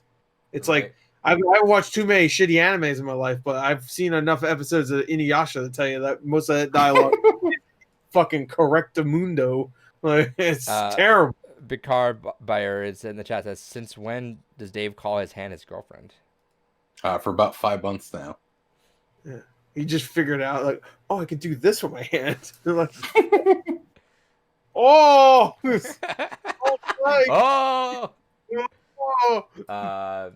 but yeah, I people are pretentious about it. I like the game. It's such a awesome concept. I'm glad I went to that blind. That was great. It's a funny little game. Make you lol. Yeah, make you lol. Make you rafflecopter. Next game. Hell yeah. Is Bloodstained Curse of the Moon. I've already replayed this one, so yes, I would go back to it. Shout outs to a sequel since the game came out. Yeah, that's what I was about to say. Waiting right now, for that goddamn limited run release. Right now, I want to finish Curse of the Moon 2. So that's all I was trying to say. Everybody else say other things. Limited run. Yeah, don't ever do it again. Fuck you. I'll do what I want. Okay, he was almost going to do it right there. I'm waiting for the run also, but go ahead. Curse of the Moon, it was a good surprise for me. It was my first introduction proper into Castlevania. Not that I haven't played Castlevania before, but like first one that I was forced to play through and beat. I loved it so much I ended up 100%ing the game. I still need to play Curse of the Moon 2. I've not had a chance to yet, but I probably will sometime within next year. Just hasn't really been a good time for me to get through that. But that was a good surprise. I liked it a lot. I'm very excited to play Ritual of the Night eventually too. I'm into the Bloodstained series now. I'm for sure in. Yeah. I got like maybe 10 hours into Bloodstained and I just like dropped it. But I do want to go back to that. It's a tough game. Yeah. I would say even tougher than Crystal And then Moon. we all remember how I fucked up the fucking playthrough and I went through like the Oh yeah, worst yeah, yeah. 2-8 You possible. killed every single motherfucker. Yeah, that's, Yeah, I thought that's that's what great. I was supposed to do. I'm like, man, you guys just got through this game quick, right? This is hard. Yeah. Yeah, that was super fun though. But yeah, no, I went through it hard mode and that sucked. But it was a lot more fun, I think, that way. Sure. Definitely an interesting way to experience it, but no. Less things to do. Fun. Challenge. Yeah. Less characters. That's not fun. Yeah. Challenges. like, more 'cause then- characters. 'cause I then- get to be the old man now and then throw I go little orbs. because the next game is like New Game Plus, where I get all these cool things now. Yeah. Yeah. And the next game, you get to be a dog in a robot suit. So Hell yeah. don't fuck The way around. life is meant to be. Actually, I don't think you can kill them in the sequel. At least I thought the Rocky theme was about to start playing. What the fuck? All right, David. Any other inputs on it? Because all you said was I can't wait for limited run for the sequel. Yeah, I can't wait for Limited Run for the sequel. This is absolutely fantastic game. The art style is gorgeous and perfect for the time. I wish you just ended. Difficulty is just right, and I definitely will be revisiting it because I do want to 100% the game at some point. I do eventually too. Now, especially now since I can get the achievements. I played on Switch the first time. Achievements on there. What the fuck's the point? But achievements, I like those. They're nice. Agreed. Cheapos, baby. I'm getting into trophies now too. It's hard out here for a gore. I really wish the achievement system had something like the trophy where it kept levels. I think levels would have been fun. Yeah, but... I do like that. That's my favorite part about the trophy system. Yeah. I do like it also tells you exactly how many trophies of each variety you have. Yeah, but so the only thing that kills it for me. One planet loser, I'm like, The only thing that kills it is the consistency of trophies among them all. It's like every Xbox game has 1,000 achievements, whereas every game some games don't have platinums. I'm like, all right, well, it's whatever. Yeah. All right. That was Bloodstained Curse of the Moon. Next up. Great game. I would replay it. Next up we have is Inside. Oh, don't show your gape. Please don't. God damn it. There. Lord Gaping. How gaped is it now? Did you say it was getting all fucked up now? Yeah, a little bit. It's tearing because I keep gaping it. There he is. That fucking nightmare. Made by a sex toy shop, so you know it's built to last. Let's see if you can see the rip. It's right. That's where he's been splitting it with his cock. Man, you got a donger. Yeah, I see it. Yeah, it's called doctor in here and see like a fucking. Yeah, I got that. Hey, I got that emote though. Hit me up with that huddle. That's true. Hit up the huddle. Huddle up with the hustle with the huddle. Huddle up, there you boys. Go. Scum gang or whatever Kyle used to say. Inside's always gonna have a place for me. It's being just a step up above Limbo, being the game that sort of kickstarted me on the idea of what independent games could be, and not even that, but like sort of in the art form of it, where Limbo was so different and so drastically changed up what I was trying to do with video games. I always used to, it's like competitive games, even more fun like Castle Crashers, but then Limbo hit, and I was like, what the fuck? What the fuck? And then Inside just being a step above Limbo in pretty much most every way. If you're in a art style of Limbo more, that's fine. But otherwise, I think it's a better game overall.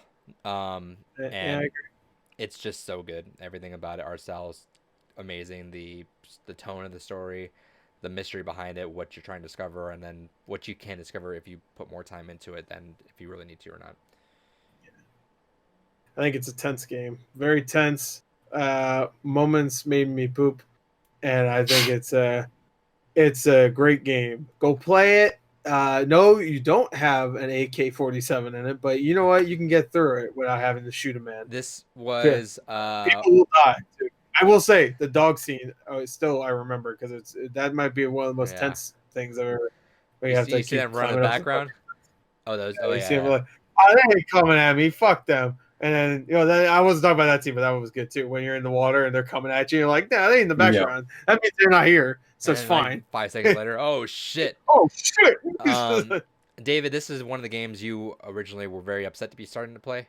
You thought you were not going to enjoy Yes. this game, and pleasantly surprised. Yeah, no, that's a running theme for some of the games on the list here. Is this Games Gone By is an experience I'm glad we decided to do because it has opened my mind to games that I wouldn't otherwise have given a chance. And this is the first of them. Definitely a game that is it a game I'll ever revisit myself? Probably not. It's definitely a game I would highly recommend for anyone who hasn't played yet to try, though. It is a very interesting story. It is a gorgeous aesthetic, and it is definitely one that I feel I am glad to have played it. 100%. I am very glad to have played that game.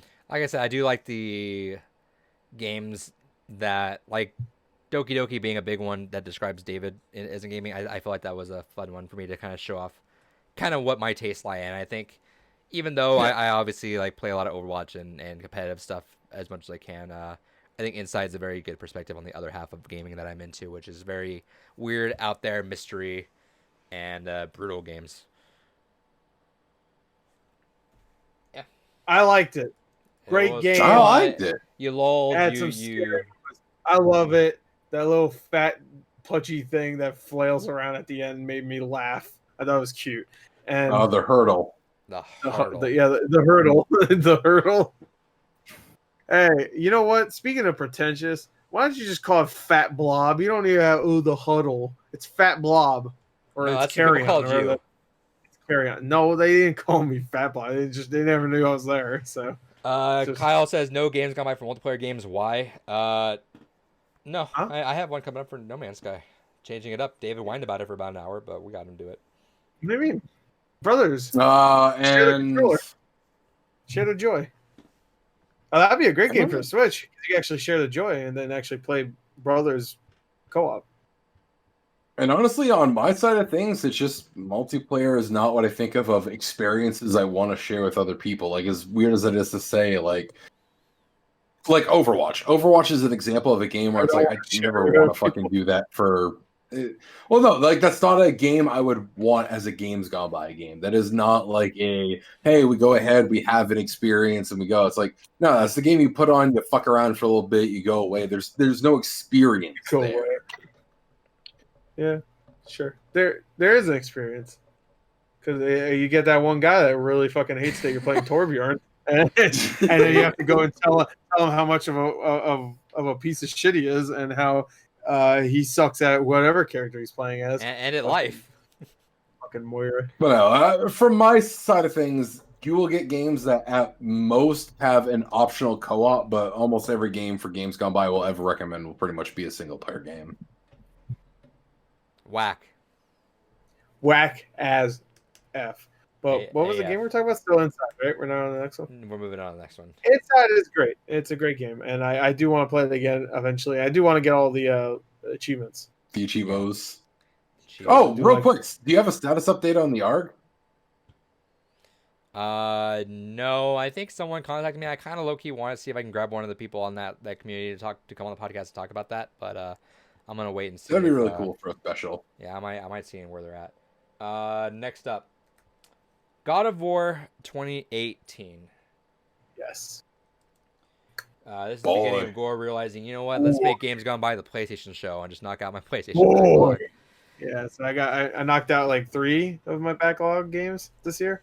Um, Okay, I mean, I wouldn't say Last of Us in that, but Detroit, God of War. in hindsight, like I said, I really like God of War obviously a lot, but You better.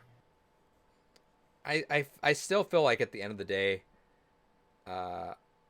Jesus Christ, Gore, what the fuck is that Month of Gore trailer? Shout outs. What do you mean? What are you talking about? TV15 says, are you guys interested in Squadrons? Yeah, I know Gore and I are picking that up No. for sure. Yeah, I'm getting it tomorrow. I actually bought. Well, you'll see next week. I'm probably gonna go to Walmart and grab Squadrons because I'm sure it'll be 20% off. Yeah. It's usually $10 off, whatever. Yeah. Just $10. So God of War, I liked a lot. But I don't know. I just feel like I missed What? something, not having the backstory. Just because I get that it's not necessary, but I just feel like it just felt like a character. Like cool, is a protective character watching over his son, but he's kind of at a distance. I feel like there was a disconnect. I feel like I would have appreciated that game a lot more, as much as everyone else, if I had known how fucked up this, because it's a whole different character. I get the whole different character. It pretty much doesn't even need to be connected by name, but it is. And I feel like knowing how fucked up and stupid this guy was into what he is now is very much the experience. Very much like even like saying like the parts where you get the God of War weapons too. I know that was a moment everyone popped off for, and the Blades of Chaos. Yeah, and I felt like that was a moment I missed out on. Like I know what's happening, but it's not resonating with me because of them yo blades. Yeah, but and like I said, I like it a lot. I like it a lot. It's definitely like top 3 games that year, but I definitely feel like it's, at least in my eyes, it gets overrated just because it just needs. It sucks. I just hate. Red Dead's better. 100% Red Dead. No, Red Dead Redemption 2 fucking ran away with that year, I think. It's not even close. Like, yeah, God of War might be second or third, but Red Dead's fucking 90 miles up that way. Like, it's not even a fucking connect. Like, but the game design is dated. If David doesn't, I think Gordon and I will probably do a Games Gone By mini on Red Dead, just a whole podcast on Red Dead 2, and I am fucking excited to talk about Red Dead. I'm waiting to see if any of you guys pick it for fucking Games Gone By. We can't because it's too long. It's over 100 hours long. Oh, really? Yeah. Oh, that's how long it took me to finish it. It took me about 120. I think just 120. And honestly, knowing how David plays games and how he'll skip a lot of the side quests to go through main missions. What the fuck are you talking about? I go into a ton of side quests. No, there's a lot. If you do not fill a game right away, you will absolutely skip every piece of side content to go directly to the main objective. And the problem is the side content in Red Dead. I don't even know how you did it. The side content in Red Dead, some of those are the most poignant scenes. Like, again, I'm not gonna like spoil it, but the one thing I will say is the guy you get the horse from.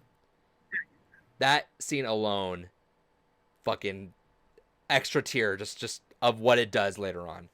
But gotcha. That's the kind of appreciation you have, and I just feel like I do want you to play that game eventually, but I feel like unless you go in and complete that game like you should and everyone should, you're not gonna appreciate it. I'm probably just never gonna play it, to be honest. You're missing out on easily one of the best, I think the best game of the generation. I hate Rockstar games.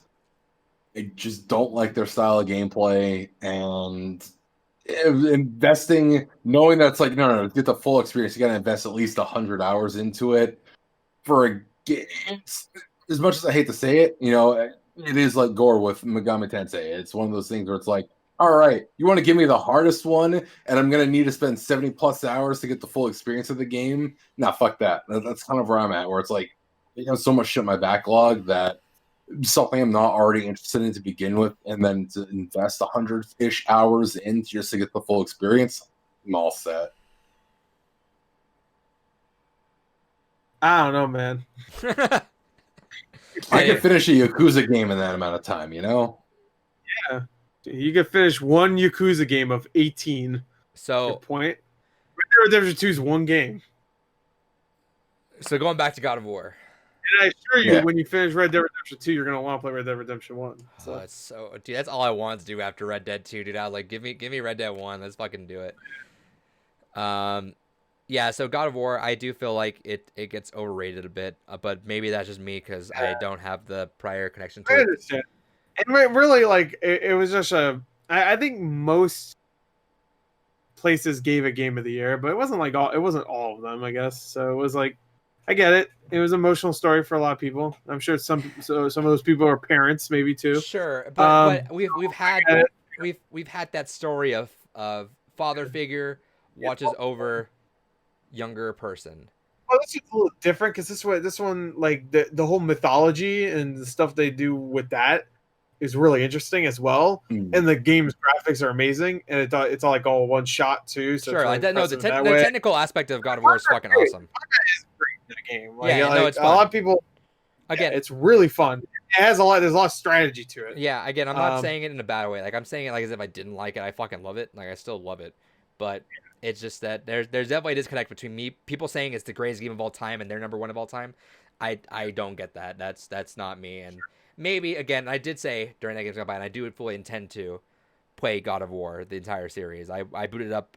I just didn't want to play on Vita. I do have a PS3 that can play that game now, and I downloaded it, so I will eventually play those. And I will go back to God of War. I promise I will go back to it eventually. And maybe I'll That appreciate is it more. well, you might not have enough time because God of War Ragnarok's coming out. Ragnarok is coming. Did you see that post Next of year. Corey Barlog? Someone dug out last Yeah, year. he's like, what I missed? Yeah, No. That one? No, last year he tweeted out a bunch of stories about where he was with Naughty Dog, and it was like an 18 tweet long thread, and the first letter of every tweet spelled out Ragnarok is coming. Ragnarok is coming. Oh, that's pretty good. That's pretty good. And no one caught it. Until Nicole is dead. What's Dead that one from? Space. Spoilers. Oh, right. I forgot about that. Put Dead Space spoilers in this too in the fucking Whoops. the timestamps. Everybody knows that by now. That was like one of the biggest like Easter egg things. Yeah. If you know, it's like Breaking Bad. But no, your obviously dead girlfriend's dead. Spoilers again because I had to. Anyway, David. Spoilers. But no, God of War is definitely a game that I'm very glad we got around to playing it. It's a game I've been wanting to play. I played the God of War games on PS2 back in the day because those were, as someone that was predominantly PlayStation way back when, God of War was just a phenomenal series. They were just fun, fantastic, and speaking as an angsty teenager, they were a great way to let out that anger and angst. But sense. It's one of those things that coming back to it is an interesting experience because you played it. Can I interrupt you really Go quick? ahead. Is that the connection that people are having where they had an angsty younger side? No. But hear me out. I wasn't. I think I was about ready to say what you're going to, so go for it. Yeah, whereas an angsty, they're kind of like one like rage out, which again, and this is extreme, but fine. Angsty rage out with that. But then as they grow and go more mature and the years have gone by, God of War has become more sympathetic and more nurturing game. Is that the disconnect I might be having with some of this? And I'm not saying universally. Possibly. That's because that's exactly the point I was going to bring up is, back when I was playing it, I was an edgy goth teenager, fucking just absolute shitlord. And, now that I'm approaching third. Not much has changed in that part. I mean, I lost the goth part, but I mean, yeah, no, he lost that. He put a polo on instead of the chains, and hey, just like God of War, he left the God of War, he left the chains behind him, man. Yeah, I left behind the Jenko jeans and the chains, and the chains will come back, and that'll be the end. I want David to like one day he has to fight. He has to Ragnarok comes and David has to go dig into his closet of his tombs and find the Jenko jeans, and everyone's like. Like one gun. But, no, it's one of those things that for me definitely that was one of the big connections of the game was experiencing God of War and early teens, mid-teens, let's just fuck shit up, angry man, have sex, kill gods, yeah. And then as I'm approaching my 30s playing through this game, it's like, yeah, shit. This is all about adulthood, responsibility, paving the way and trying to hold it back. Generation. Is that because you see Kratos have those moments where he just wants to fucking come back. He wants to go back to the Jenkos, but he's like, nah, I gotta hold back. This isn't the time. There's a time and a place. And then just kind of seeing, boy go through that, and just be like, look, boy, I've been there. Just fucking calm your tits for a moment. There'll be a time to Spartan rage, but this is not it. And just that, I think that's the other thing too, is the most poignant moments of God of War 2018 were the moments where you were seeing the reflection of what Kratos was in a lot of ways. Whenever Atreus was coming through and he's like, oh yeah, we're gods, gods, who gives a shit? And there's just this moment where you can see Kratos is just really fucking kid, I'm gonna smack you. You are going down a path here. And I feel like that's where it was its strongest because it was very much holding up a mirror to the very things you were enjoying about the original games and be like, this is what you thought was good and interesting before. Do you really think that way now? And I feel like perhaps maybe that's not entirely. There definitely gets to a point where perhaps you're reading too much into art. And I don't know if that was necessarily one of those moments for me where perhaps we're overanalyzing the art of God of War a little bit. But I like to think that on some level there is that intentional message there of hey, this is exactly who you were. Now you should be Kratos. Now this is where this is where you were. This is where you should be, and this is kind of how you should be reflecting your past self and seeing the growth that you've gone through, much as Kratos has gone through. Sure, and that's where I get a lot of that connection. Right, and that's the stuff that you get having the prior knowledge. Otherwise, if it's just a god that you have, I mean, I knew who Kratos was, but I never actually played the games. I never knew anything about the ashes being fucking honest. I never knew any of that. No, I didn't know about him using women. You find that out pretty early. I know him about using women as doorstops. Well, that's yeah, I know, but I didn't know any of this, right? I just knew Kratos was angry man, but I mean, that's all I got, and that's why I'm saying at the end of the day, for me, it was another regurgitated but well done, but regurgitated story of parental figure watching over this. But I get the mentality of like how very nuanced it is, right? How very it wasn't Kratos. He had his lecture moments as his father, right? But he wasn't like, hey, you have to do this, you know. He just kind of had those moments like, boy. And then right, because he let the silence talk for him, you know. Exactly, because there was a lot of moments where he really should have stepped in sooner. Like we brought it up during the original games gone by of like when Atreus really started acting like a dick to the Smiths. We were like, dude, what the fuck is wrong with you? And Kratos just initially was just like, all right, boy, that's enough. And just you could see where he's like, oh no, this is where we're going. Nope, you got to stop. Right. He even says that wasn't very nice at one point. Right. I was like, yeah, Kratos is telling you, you're not being very nice. Use the woman as a doorstop. Don't even. Kyle says, I think art should be whatever you get out of it, not unlocking whatever message someone comes in making for the art themselves. Because once you do that, it feels like you're trying to accomplish some kind of objective instead of experiencing something for yourself. See, that's why I do. I agree and I disagree at the same time, because it's one of those things that I do feel on some level you can overanalyze art.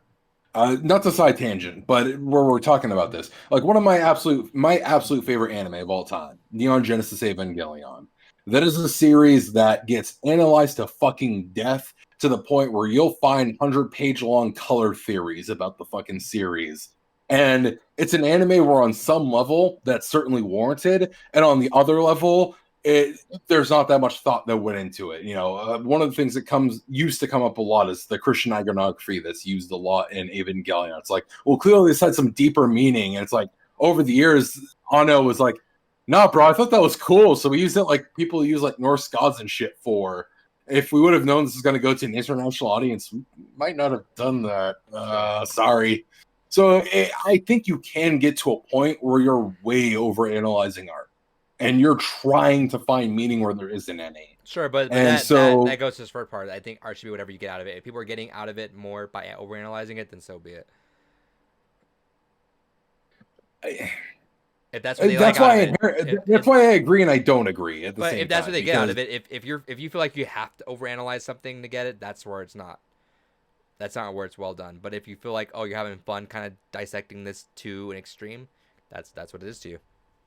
And that's why I'm 50-50 on it, because it's one of those things that if you get, how to phrase it, I feel like if you overanalyze something to try and find something that isn't there, but it brings you to a better place because of it, your intentions were fine, whatever, misguided, but at least you got something that bettered yourself from it. So who am I to take that away from you? Sure. But at the same time, if you overanalyze the shit out of something and it's like, well, this is why now my life is fucking terrible, or this is why now everything is terrible. It's like, well, you were digging where there wasn't anything to dig. What did you expect? Like, that's where I kind of go into the territory of like, sometimes a cigar is just a fucking cigar. It's, sure. You know? Anyway, really quick before we leave that, this was one of Gore's top 3 moments where the Blades of Chaos. I almost put it on there. Great moment. I do like watching watching reactions again. Watching reactions, that makes me feel like I really missed out on something. But especially the only reason why I didn't put it on there is because I feel like for the ones that I picked were very much you could just analyze the moment itself and that's it. Whereas I feel like the Blades of Chaos, there's that whole like 5-10 minutes prior of build up that really goes into that moment. It does.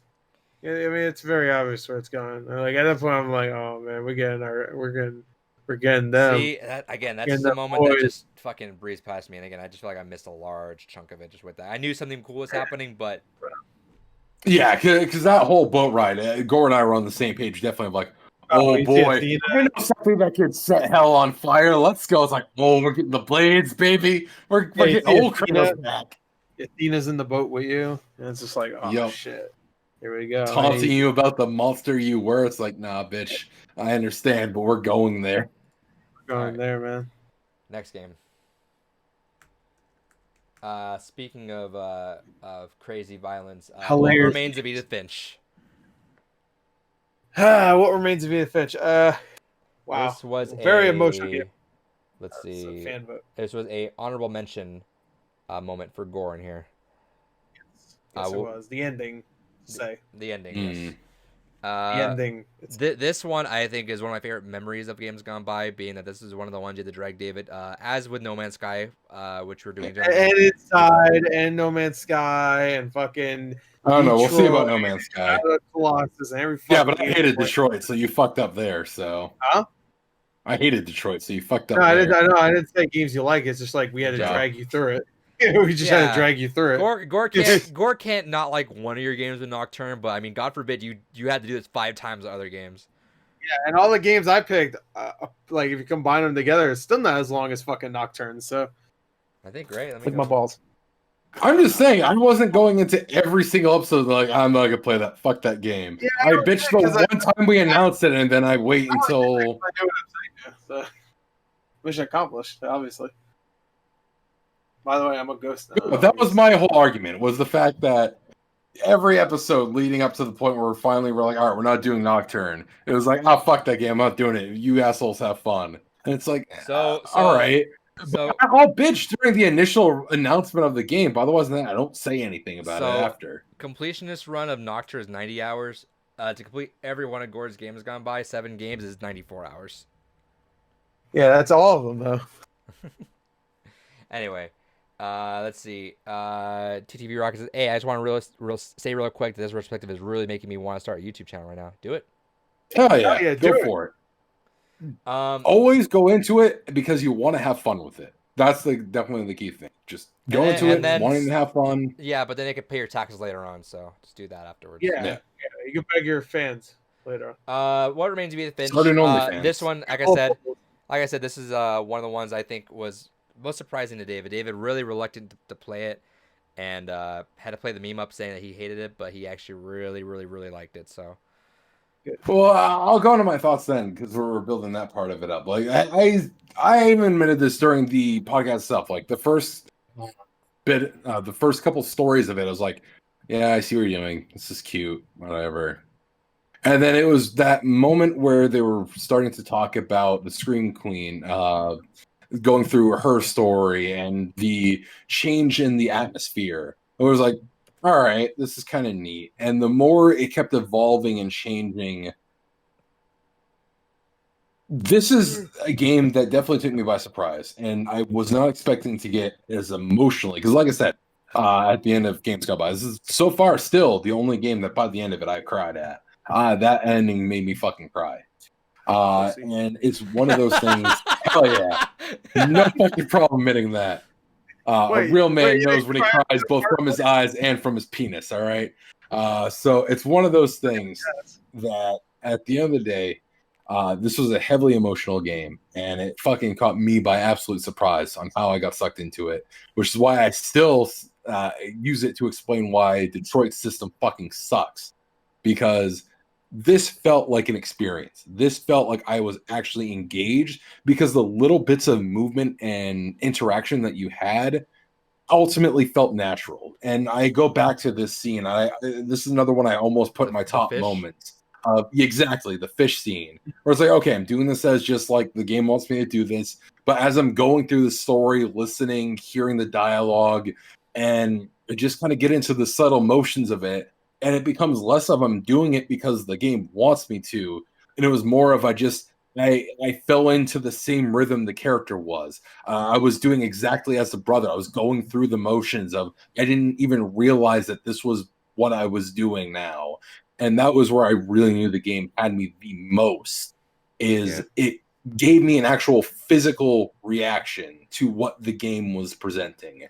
It wasn't just oh yeah, here's an experience, here's a story, and okay, cool. That was a thing that happened, move on with my day. It actually caused me to feel and do something. And that's why I have put it up as high as I ended up doing, is because it is a fantastic story, and it is definitely something everyone should experience at some point. It's definitely not a game I'd ever replay.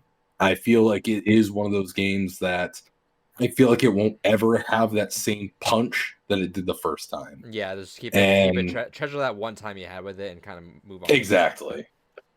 I will say I don't think that's necessarily a fair comparison. Detroit, I feel like is a very different game. Yeah, very different game. There's choices. There's one of them is like guiding you through a set linear path that it requires you to not deviate from. You will get We'll have one ending, and that's it. But that was going into what I was saying about Detroit, though, is like, honestly, that game probably could have been better served as either a different medium or fuck it, just make it a visual novel at that point. Let's save let's not detract from that. So let's go with Eat the Fish. Yeah, the fish scene pops out a lot, and overall, yeah, that ending is brutal. All the voice acting is great.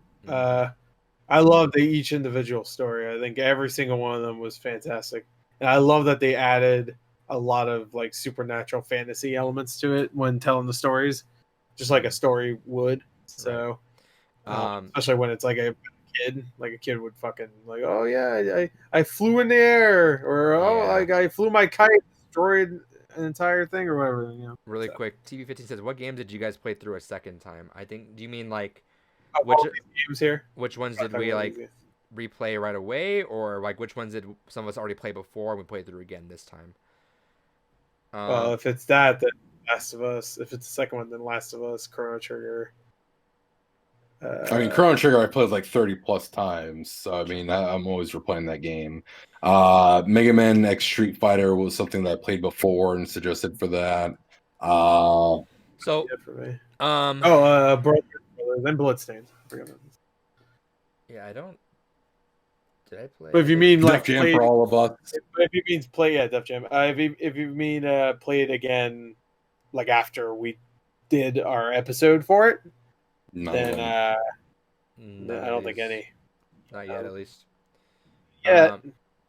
So not yet. Not yet. What remains of Edith Finch? I loved it. I probably will go back and play it again because I didn't actually play through it the second time. I more or less just watched the main parts because I finished it maybe a couple years prior. I wasn't quite ready to go through it. It was still fresh enough that I didn't want to go through it again. I kind of want to take another year out from it, but reminiscing about it was good enough for me to want to go back and play that again. Has your girlfriend played it yet, or no? I'm walking. Maybe the better way to go about it is just to have her play it. Yeah. Well, she's still getting used to a lot of all that stuff. Gotcha. Yeah, that's still a little bit too like complex. Because like the eagle part is pretty rough. Yeah. I remember that. And the shark. Certain things like you don't know how to progress. Like it's like maybe the baby part. Like should we be like? Yeah, that's fair. So I'm trying to, and I'm still trying to teach her about video game logic in general. How there's ways to solve puzzles, and there's video game ways to solve puzzles. You know. Yeah. You should have her play an Uncharted game. A what? Which game? Have her play an Uncharted game, and every puzzle in there is just like, what's the dumb version of solving this? Oh, there you go. I have never played Uncharted in general, so I'll probably have her watch that with me. Yeah, those are good watch games too, especially. Yeah. And like I said, I mean, most of the badass parts of that game you're watching anyway. So. Yeah, I've been hitting it pretty well with stories that she likes, and I think like Detroit she loved. We'll get to that, but yeah, Armin Finch is such a phenomenal story and so well done. And it's really incredible, and I actually think that. Well, what was? Oh no, it was 92. It was Brothers that got lower.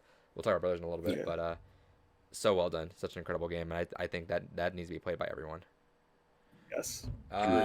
Next up, everyone's favorite. Barkley, Shut Up and Jam. Shut Up and Jam, got it. All right, because we have a long list. Do we need to talk about this fucking game? David was ready to talk about it. Because like, I still like it. It's one of those games that I said, just to kind of reiterate some of my points from the episode. It's definitely a game that some of the humor has not aged well. and it's definitely a game. I want to give a shout out. We played that like about a month or so after Kobe Bryant passed. Yeah. And there Too is soon. in the game you find Kobe it. Bryant ghost. But yeah, so that was Good shit there, Frank. And then Bill Cosby was in there. yeah. He was a good guy, right? Was he a good guy? Yeah, he wasn't that bad of a guy. And Joanna Man was there, so it was a female love interest. Joanna Man. But what a great film. No, it's definitely a game that I love all of it. I actually went through and listened to this episode earlier today. I pulled out a funny line that has an award at the end of this episode that I want to give out to. Okay. But no, I still stand by it. I think this was a waste of time. I don't think it's my time. It had a fun. I thought the combat system was fun. I liked the idea of the games and stuff. And that was before some other games started doing like Undertale. Even though other games have done it before. I stand by this. But if the game was 2 or 3 hours, the discussion would be a lot more different. The discussion would have been like funny joke. Yeah, I enjoyed the humor, and if they cut the fat out and just shaved it down, did all that, cool. Problem is they try to like full-fledged it as if it's an actual. They got over pretentious with the joke. I dig through that, and I mentioned that in the episode. I was like, this sounds like a funny joke that we had in a Skype call, where it's like one of us. I think the joke that I made was like, what if like Giant Sonic was really in Smash Bros. Or something like that. Yeah. And it sounds like a joke that we can elaborate on, and that's fine, right? It's funny, and they do that, but the problem is it's Space Jam canon. That joke is funny until they try hard to make it a story. It's like, no, it's a joke. At the end of the day, it's a joke. As much as you want to try to make it a story, it's not sit as a story. It's a joke. Because the fact of the matter is, still a joke in the game. It was just that the joke in the game is that they're taking it seriously, and that's why it's funny. Kind of. It's one of those things. I said this. I didn't find it funny, but I was assuming that's why people like. I find it funny after hours. I understand their idea about making this stuff, telling it seriously. That's why there's so many really like look at The Room. If you're talking about something so bad it's great, he took that shit seriously. That's why. I'm gonna make her watch The Room and The Disaster Artist sometime very soon, probably next month. But I don't know. And I'm doing a double feature of The Room and Manos. I don't know. It's gonna be The Room and Disaster Artist, but I don't know if she's. The Room and Room. I don't know. Yeah, good. Yeah, it's a remake of it's a remake of The Room. I don't know if she's ready to hear me laugh as hard as I will. I'm gonna drink and watch The Room. That's just gonna happen. I don't think she's gonna be as ready to hear me laugh as hard. Cause I got drunk with her and I watched 22 Jump Street. And hilarious. I die laughing every time I fucking watch it. She's messaging me now. I think she's replying to me saying, "Yeah, I did see that." Where I got so drunk, I blacked out halfway through the movie. But the last thing I tweeted out before I forgot everything was Julia Rob Hurts. Because I was watching Julia Rob Hurts. And she quotes that to me every time because she remembers that was the moment that I was gone. Because after that, I was you are dead. I was eating panini in the hotel bed. Like I slammed half a bottle of whiskey. I laughed so hard at that joke. I'm like, fuck it. I just drank the rest of the bottle and I was dead. That movie makes me laugh so fucking hard. But I don't think she's ready for the next level of laughter I'm gonna have. When is it Chris R? Chris R. When Chris R. I mean, that's not a joke. You do realize it's the best joke in the history of cinema. It's the funniest. That's what makes it a joke. It's the funniest. I want to know why he called her Chris R when there's no other Chris in the movie. Like, is that his gang name? Is that like? I don't understand. Chris R. He just thought that. I think the Disaster Artist they say that because they think it was.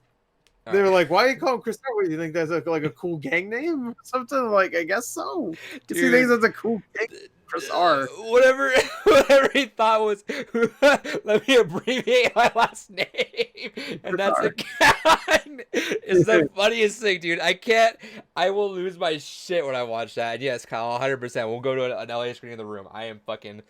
I'm so ready. It's not even funny, dude. Oh, yeah. Let's see. TTV Rocket. Shout out to TV Rocket. Yeah. Yeah, he says, since I play these games along with you guys for when I listen to the podcast, say this. I feel like Shut Up and Jam obviously is not the greatest games gone by list, but I think it's a great change of pace in the roster of games. It's so bad, it's a good game. I can't take it seriously. I agree. Sure. I I think think the gameplay wise it's fun. I think that's the one thing I try to strive for, at least in this, is that I do want us to play a very diverse game list. I do want us to try various types. I don't want us to kind of fall into a narrative, single player, good story kind of game list, which is fine. We do need those, but we also need to spice it up with a little bit of other things too. Primarily, that's why I picked Watch Dogs 2 when I did, which we'll talk about in a second. But I do like that we are kind of changing it up because I would hate to play the same games over and over again. That's actually why I had to. That's why I haven't played Ghost of Tsushima. Because between a lot of the Sony games, like God of War, replaying Last of Us, playing the heavy stories like Edith Finch, Brothers, I didn't want to play another narrative game with Ghost, and then Last of Us 2 happened again. Tsushima's not really that much of a narrative. Yeah, but it's still kind of. It's still. I mean, as a narrative, sure. Sure, it's around that vicinity though. You can get lost in that game. Sure, and just do side shit. Sure, yeah. But no, and that's why I definitely planned for Games Gone By Season 2 for me to really be a lot more diverse too. Because fuck you, you got mad at No Man's Sky. One of the most different games we've played in either seasons. Fuck you. Anyways, never mind. I'm not gonna go into that point then. No, because I'm just gonna get interrupted either way. So no, fuck that. No, go ahead. Say your dumb point. No, fuck it. It doesn't matter. Say your dumb point. But no, go finishing my thoughts on fucking Shut Up and Jam Gaiden. It's one of those things that I do agree. The joke goes on longer than perhaps it should have, especially thinking about it a lot more. But it's also a game that I'll fucking still defend. When the game fucking hits, it hits. The joke that Gore got the one laugh out of, the ink and gold bit, that was a great fucking bit. I'm not gonna lie. I don't remember it either. Well, you have to explain it better. I might remember it. All right. So throughout the whole game, Barkley was talking about how much he misses his wife. He loves his wife. And then they get to that dungeon where it's like, oh, they're going to get, tricked by this monster. They'll show them exactly their biggest desire and wish. And then it's like, oh, you think, Barkley's going to be like, oh, I wanted my wife back. Considering how much he's talking about it. It's like, no, it can gold. And he's also the only one to fall for it. Yeah, that's good. That was a good. Like I said, like I said, there's jokes that they have well done, and that was good. Yeah. But the problem is, cut the fucking other things out of it and make a spectacular 3-hour game. Let me say this. If they made a 3-hour game, chances are we'd have a part 2. They spent so long playing. They spent so long making part 1. They fucked themselves over. We're never getting that part 2 now. Not that I give a fuck. Well, no, part 2 is because of a huge other bullshit that went on behind the scenes. Right, but what I'm saying is if they finished it shorter, then it might not have been as popular as it was now. I mean, we didn't like it really, but obviously somebody did. It was popular for a little while, so I'm assuming length had. It feels like it was a product of its time, though, right? Is that it was around that time? It was 2008. 2008. So when all those kind of was the same funny, year as Fallout 3. So yeah, that funny little meme. But last note on it, I don't give a fuck what anyone says. Still, one of the best fucking build-ups for a boss fight is when fucking Jordan and Barkley are fucking talking down to each other on the airship, and then all of a sudden that remix of Space Jam hits. Yeah, that was a hype fucking moment. I don't give a shit. I mean, just because I like that, I actually legitimately like that song. So that was I even like it. Yeah. I don't know. I do. All right, that was Barkley. Shut Up and Jam Guy, and we could put the book away on that guy. All right. Next, a much better game. Frog Fractions. Great game. Too bad. I hated it. Next. Some of us didn't get to finish this it. Was they did something really fucking stupid. I actually rewatched. That was one of the games gone by I rewatched for this because I was like, I remember, and I messaged Adrian because I misunderstood what he was like. Oh yeah, our favorite moments. I was like, yeah, when you and Gore were getting frustrated with me as I was playing through that. I didn't want to say David misinterpreted when I said, "Hey, what are your favorite moments?" And David gave us his favorite moments in the podcast. Yeah. The video you guys playing was kind of cringe. Look, listen. Look here, listen. Wait, what Look here. was the, Huh? no, what was your other two moments that you wrote down for the podcast? Your playthrough of Doki Doki was my number one, because I genuinely loved your reactions for it. And I don't remember what the other one was. I'll pull it up right now. Yeah. All right. Okay. So Frog Yeah, Fractions. that Frog Fraction. You know what? I don't hate that playthrough because I do like that it's just everybody getting angry. Oh, and they said the Well, reaction you and Gore had in something in Near Automata, which you probably already know what it is, Gore. oh yeah. Yeah. So it sucks because That's actually one of my moments. So yeah, it sucks because I do like that when Gore and I played that, this was years back when Frog Fracture first came out. I had a lot of fun playing through with Gore because Gore didn't mindlessly get lost in the adventure part because he played it like an actual video game. I knew what to price my bug porn at. I was on top of the bug porn industry.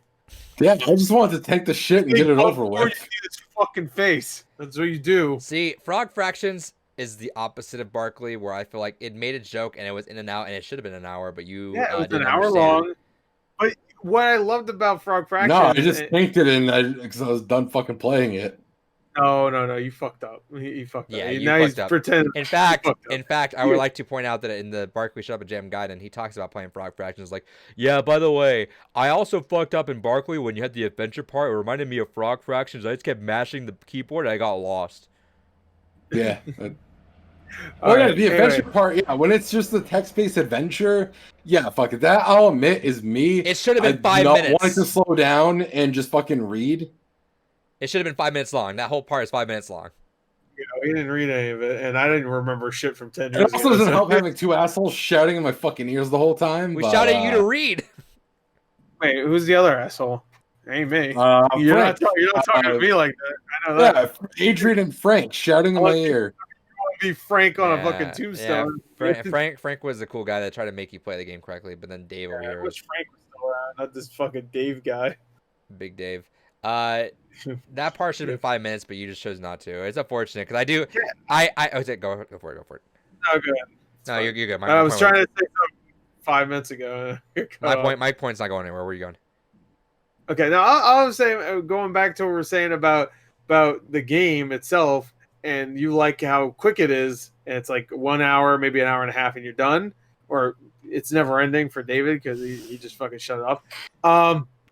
What I like about that game is that it has a ton of different gameplay like elements where Barkley didn't really. I mean, it had a couple here and there, but for an 8-hour game, that's not enough.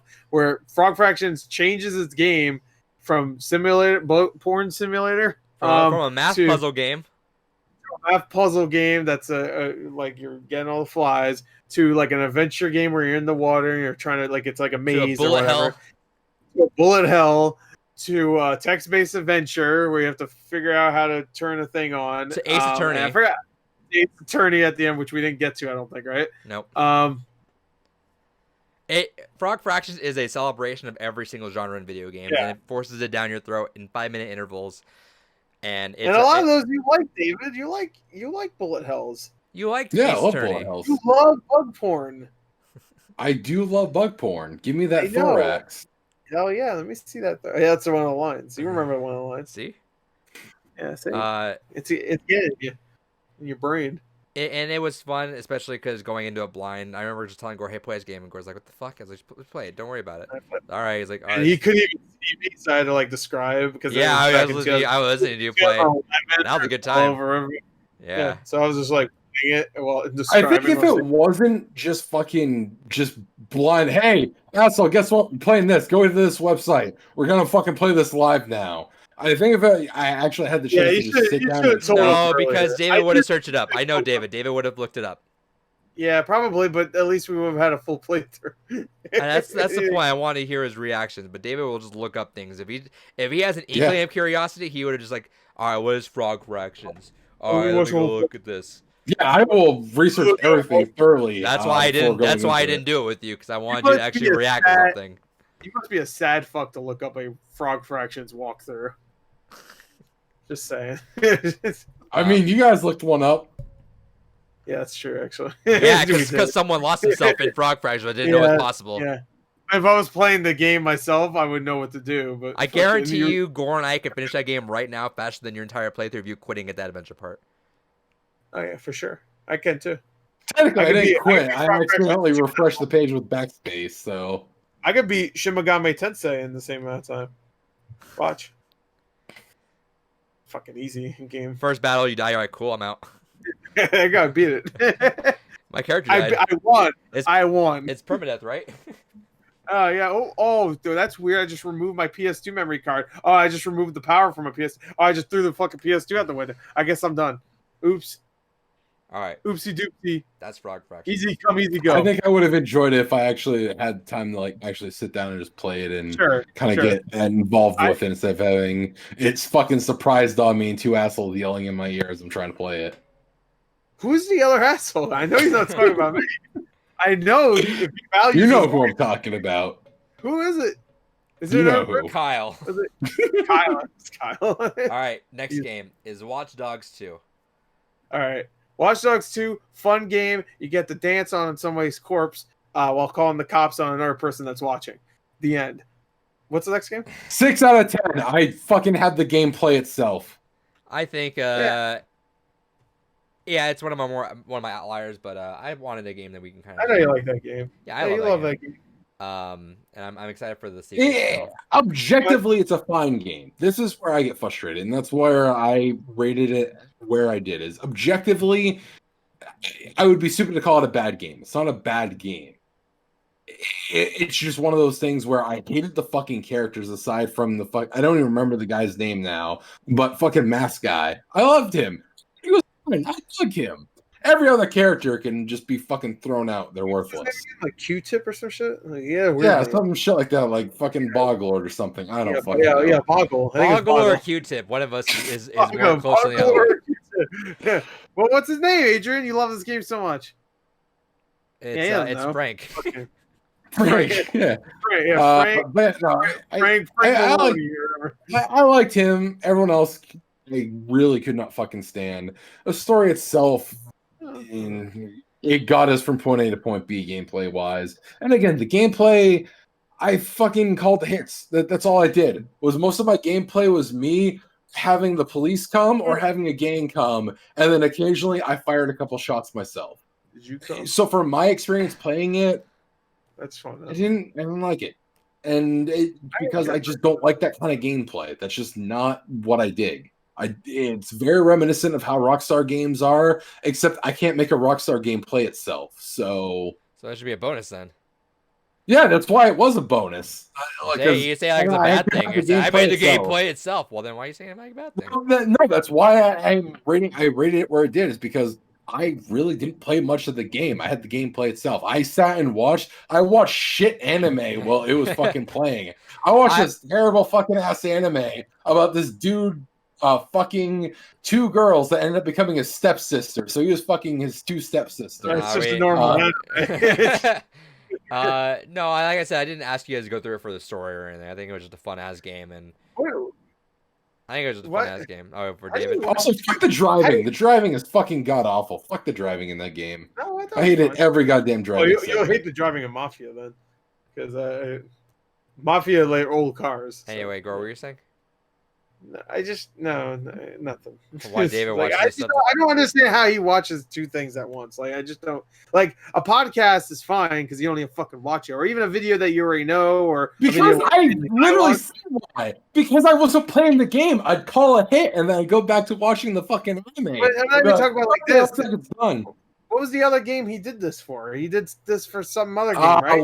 I listened to you guys playing something while playing Last of Us. Yeah, there you go. I especially Last of Us, especially when you have to fucking listen and like where are people? We'll talk about that in a second too. We got one more game. Yeah, okay. But anyway, Watch Dogs 2, fine game. I'm not that excited for Legion right now, personally, but I will never play it. But Watch Dogs 2 is a better game than the first one. I'll take that. Fine. That's all I want. Yeah, it's definitely better than the first game. All right, Street Fighter Cross Mega Man. David lied to us, said it was a 2-hour game. It wasn't. It was like 7. It was a lot I think longer. it could be like 6.5 or something like that. Everything was lied to for us. I think it was cute. I don't really care about these fan made games too much. David's 1 and 3 with fan made games where it's Doki Doki was cool. Yeah, but that was still endorsed by Capcom. That was a Capcom endorsed game. What, Doki Doki? No, yes, Doki Doki Literature Club was Capcom endorsed. No, Street Fighter Cross Mega Man was a Capcom endorsed game. Care. Nintendo endorses a lot of shit too, and there's a lot of shitty games. No, the only thing they endorse is lawsuits. That's about it. I don't know. I take down that Metroid fucking fan remake, or I'm coming. I'm coming. Or Pokemon Uranium. It was a cute game. I think it also overstayed its welcome. It should have ended once you complete all the bosses, not like have the bosses and do another whole bonus section after that. It's Mega Man though. It's not as good as a Mega Man game. It's all right. It's literally a Mega Man game. Then why is it people rate stuff like Mega Man 2 better than other shit? Because people have a weird attachment to Mega Man 2. Oh, so level design has nothing to do with it? Fuck you. I don't think Mega Man 2's level design is the greatest. I don't think the level design of this is I think Mega Man 2 is honestly all the games. Metal Blade fucking breaks Mega Man 2 entirely. Cool. I don't like the level design. I thought it was overstayed its welcome. I liked Mega Man less after playing Street Fighter Cross Mega Man. Yeah, but do you like Street Fighter less now? Yeah, I never liked it to begin with, so sure. Oh, do you like it even less now? Yeah. Wow. Do you like Virtua Fighter better? Yeah. Hell yeah. I didn't like this one, and honestly, it can almost be a toss between this and Barkley for worst game for me because I just didn't enjoy it. Yeah, I think Street Fighter Cross Mega Man is a better game. I would have been better if this had been your month-long game, but this being your 2-week game and then being lied to about the time. I'll admit, that was my fuck up. I should have made it far more subjective because I forget that despite the fact that you main Mega Man and Smash, you've never really dipped heavily into a Mega Man game before. Yeah, he's a fake ass fan. I don't think Gore really plays much Mega Man style games, do you? So I will take the onus. You thought you were learning Bloodstain, but you didn't. You just kept on going. And this is a fan vote too, so you fans out there, it's your fault. It's your fault. You picked it because it had Chun-Li in it. What were the other games during this? I forget what the. I think it was Brothers. Brothers. Yeah, because you kept trying to. It was her story. It was her story. I think it was her story. Yeah. There you go. So, I should have picked a funny meme game, and then it would have won over fucking Mega Man versus Chun-Li. So, sorry, I fucked you. So no, that is one thing that I'll admit. I fucked up there. That's also why I was like, well, it seems to have a 100-hour restriction anyways. That game was Can we fucking just hard, bump it and up I for a don't. bit? And at the end, that game gets fucking ridiculous. And there are some stages that are stupid. Knew what to expect. Rose's stage was obnoxious, but you have to like complete all the bosses again at the end. And I'm like, damn, bro, Mega Man, like for the first time going through, and I wasn't fucking warned about this shit. 2 hours my ass. I'm like, cool. I'll spend like the morning of. I have an early morning. I'm like, I'll play a couple hours and be done by the podcast. I'm fucking playing it before the podcast. That's the one game I didn't finish actually on here. Because I got to the very end and had to fight all the bosses again. I'm like, oh, this sucks. This sucks. Guess I die. Guess I die. Yeah. I liked it. I mean, it's a Mega Man game. I'm not very good at Mega Man games, but I used all the fucking help I can get, though. So. All right. Because it has, like, cheat codes you can put in there. Yeah, and I'll probably complete it just because I can do the cheat codes at the end and just to have it on my list of beaten games this year. All right. Next game. The Last of Us. I think we can get through this one quick. I know. It's a good game. Yeah, it's fantastic. I guess one thing that we can talk about now is that we know what happens in Last of Us Part 2. So I do want to mention this is my one of my best moments was the ending. I think the ending still is. Yeah, sure. I didn't put that there because it wasn't the first time I experienced that. So sure, it still holds up to me though. It's still like I didn't finish it again to see. This was my first time playing it since launch. I specifically stood away from it as far as I can, and I wasn't even gonna plan on playing it again because it was one of those Edith Finch moments for David where first part struck me so much. I'm like, I don't need to play that for a long time if I ever do. Right. Yeah, TV Rocket, Last of Us. I think else to be said for my favorite game of all time. Absolutely brilliant. And in the hindsight of playing Last of Us Part 2, Part 2, I liked it. Doesn't hold a torch to Part 1, though. Last of Us 1 is immaculate. For the time, like, you can not like the gameplay. I actually like the gameplay a lot. It's fine.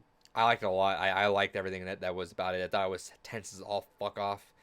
The moments that you have with there, and it's still... Killed me the most... No, go for it. Oh, sorry, go ahead. No, you're good.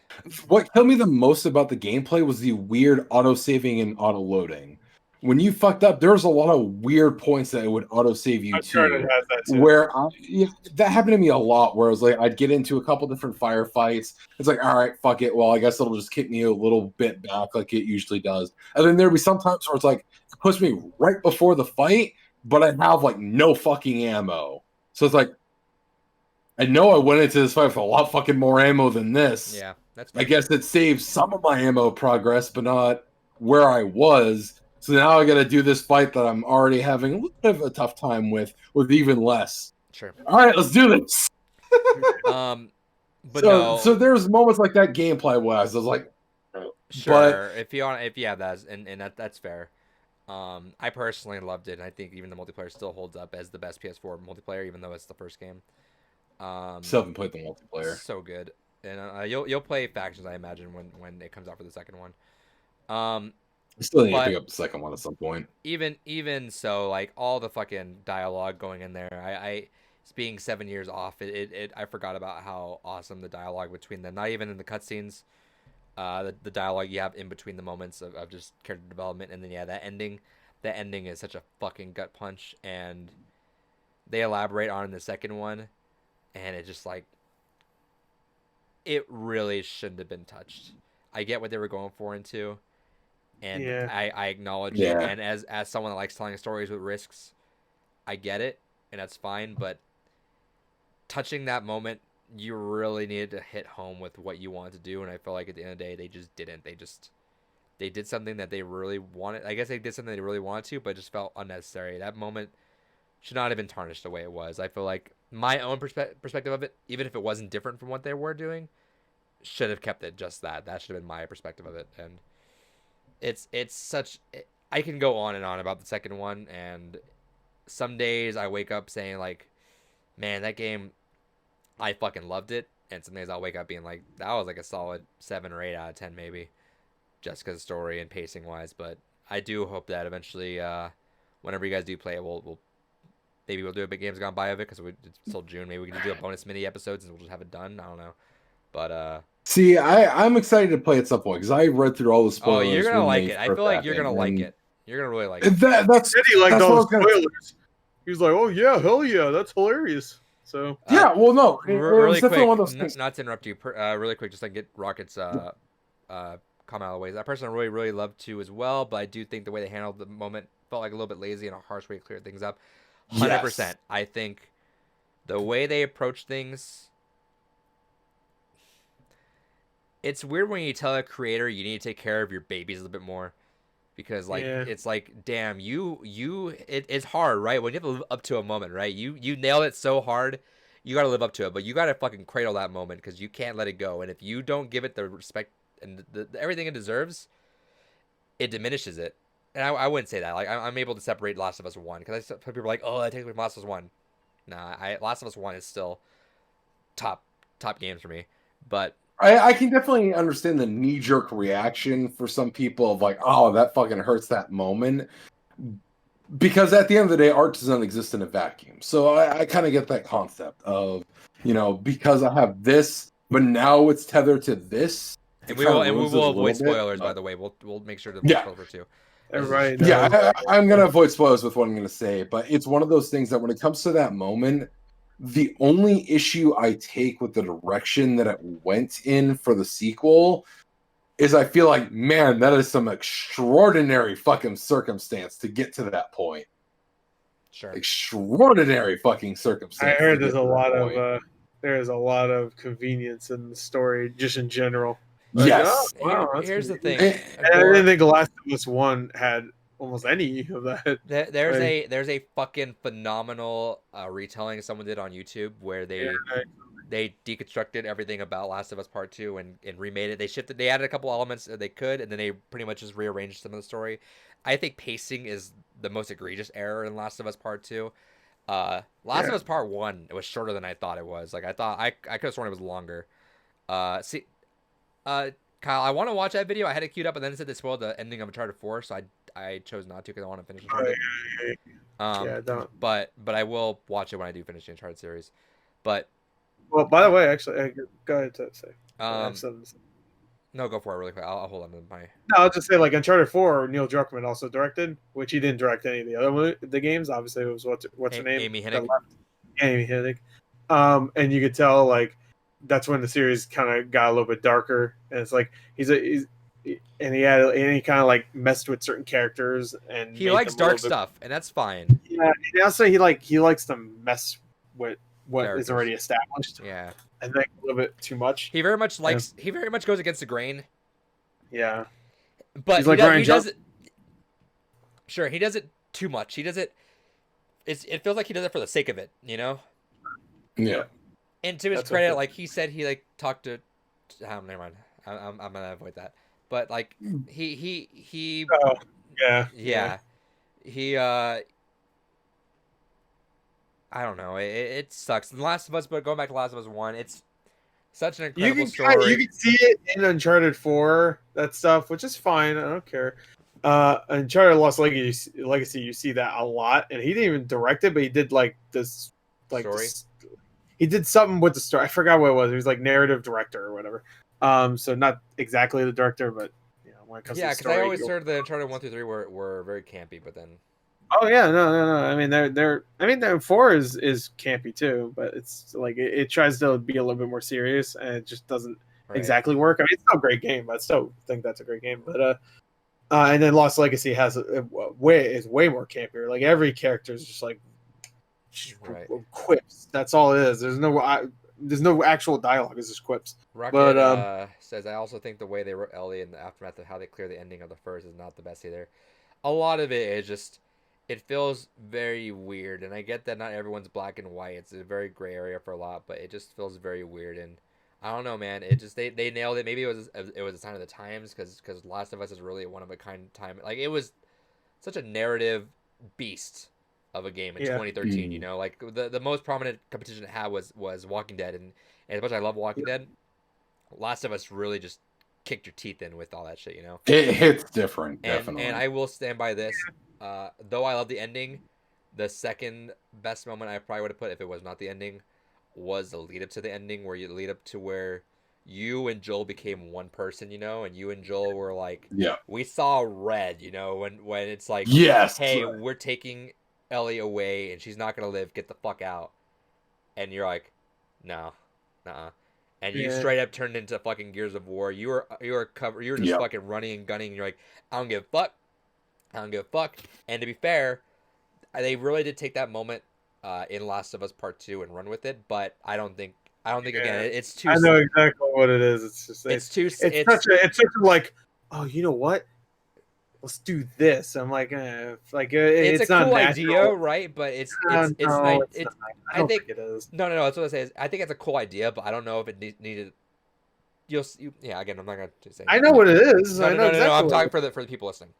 You know where we're going with it, but no, like that part is something I don't feel in a lot of games where it's like very rarely do I feel like I resonate with a character. Like one of the only times I did was maybe like Shepard in the Suicide Run, where I felt like I was really watching these people and I was like their lives were in my hands, you know, like I might be sending off to die, and that made me feel like, oh, I might be commanding these people to a whole different thing, but. Right.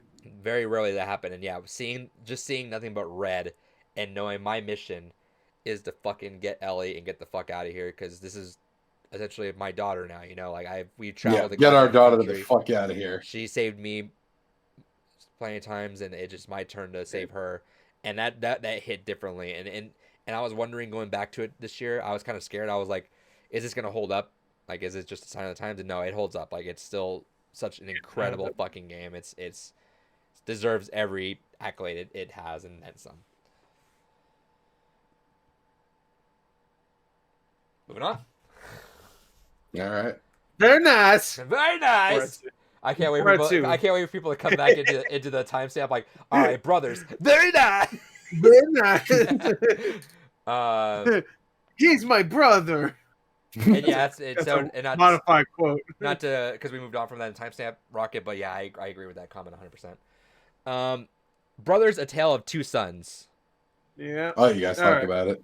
All right. I know you don't like the controls. David didn't okay? like. We don't need to. Everyone's off. No, we don't need to talk about it anymore. You can listen to the Games Gone By, which is all about that. Just listen to that. Okay? What? Go ahead. No, you go ahead. You go ahead.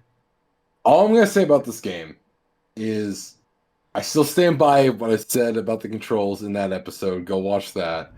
Yep. But beyond that, this is a game that has a really solid ending that I just did nothing to cause me to be invested to that point. Like, going to what we were just talking about with Last of Us. Last of Us gave us an experience that really built us up to really fucking care about this character. And we all agreed, see Red, that's my daughter, protect my daughter. God of War. Go save my boy. Keep it to this game. Keep my boy. Yeah. Protect boy. Okay, boy, David, my boy. Keep it to this game. I remember. I have This is what I'm getting timestamps. with this. You just keep saying boy. I know, but I'm trying. I know. I see it in David's face where he's trying to. And then when you kill grandma at the end, what? And then where you just take the big bad wolf and fuck it in the ass. But no, that was a really weird moment. Yeah, Doki Doki. But no, here's the thing. Yeah, don't give out the twist. Fuck. Only wolf fucking. But no, seriously. It's one of those things that a lot of games that we had throughout this, even the shorter ones like Edith Finch, did so much with the time that they had to immediately suck me into what they were trying to tell as a message and to make me care about their characters. Especially Edith Finch is a prime example with how short of a time you spend with each of those family members. Yeah. Brothers did not do that for me. At the end of the day, throw the control argument to the side. Brothers is a fantastic, poignant ending that has an hour and a half build up to that point that I didn't give a shit about what was going on. I don't know. I felt like the whole adventure was you control these characters, you interact. There's little moments. I'm sure you skipped a lot of the side stuff, which I'm not making fun of you for. I played through a bit of the side stuff because I was trying to trophy hunt while I was playing it. Sure, so. All the trophies or achievements are tied to the side stuff, really. Yeah.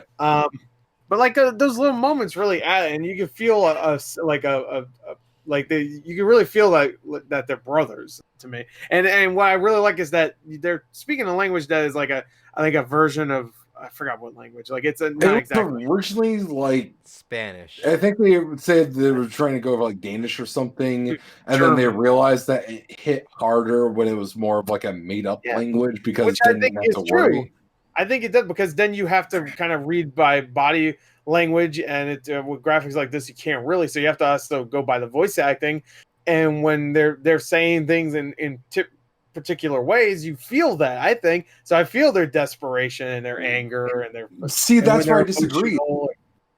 I like when you control both of them, because there's a part at the end of the game where you control them the entire time. We can spoil this game, right? Can I spoil this one? Yeah, we're in. You are controlling both characters the entire time. And I like the controls. I don't mind at all. My brain can process two at the same time.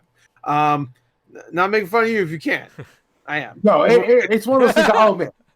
No, here's the thing: is I know part of it comes down to the controller argument we've had before. Yeah. Of my brain likes symmetry, and that's part of the reason why I like the PlayStation controller. Why's your room so messy? Because I don't give a shit how my room is organized. Fuck. But anyways, I like symmetry. I do like, at the end of the day, like control symmetry. And it's one of those things that I know part of it, just my own brain was struggling to grasp the concept. Because even when I play like first-person games, I always try to keep the symmetry of where the camera is to where I'm moving. So that's part of the reason why I like the PlayStation controller, is my thumbs are following the same pattern, essentially, as I'm going along. Yeah. So I know that's partly the way my brain just connects the gears there.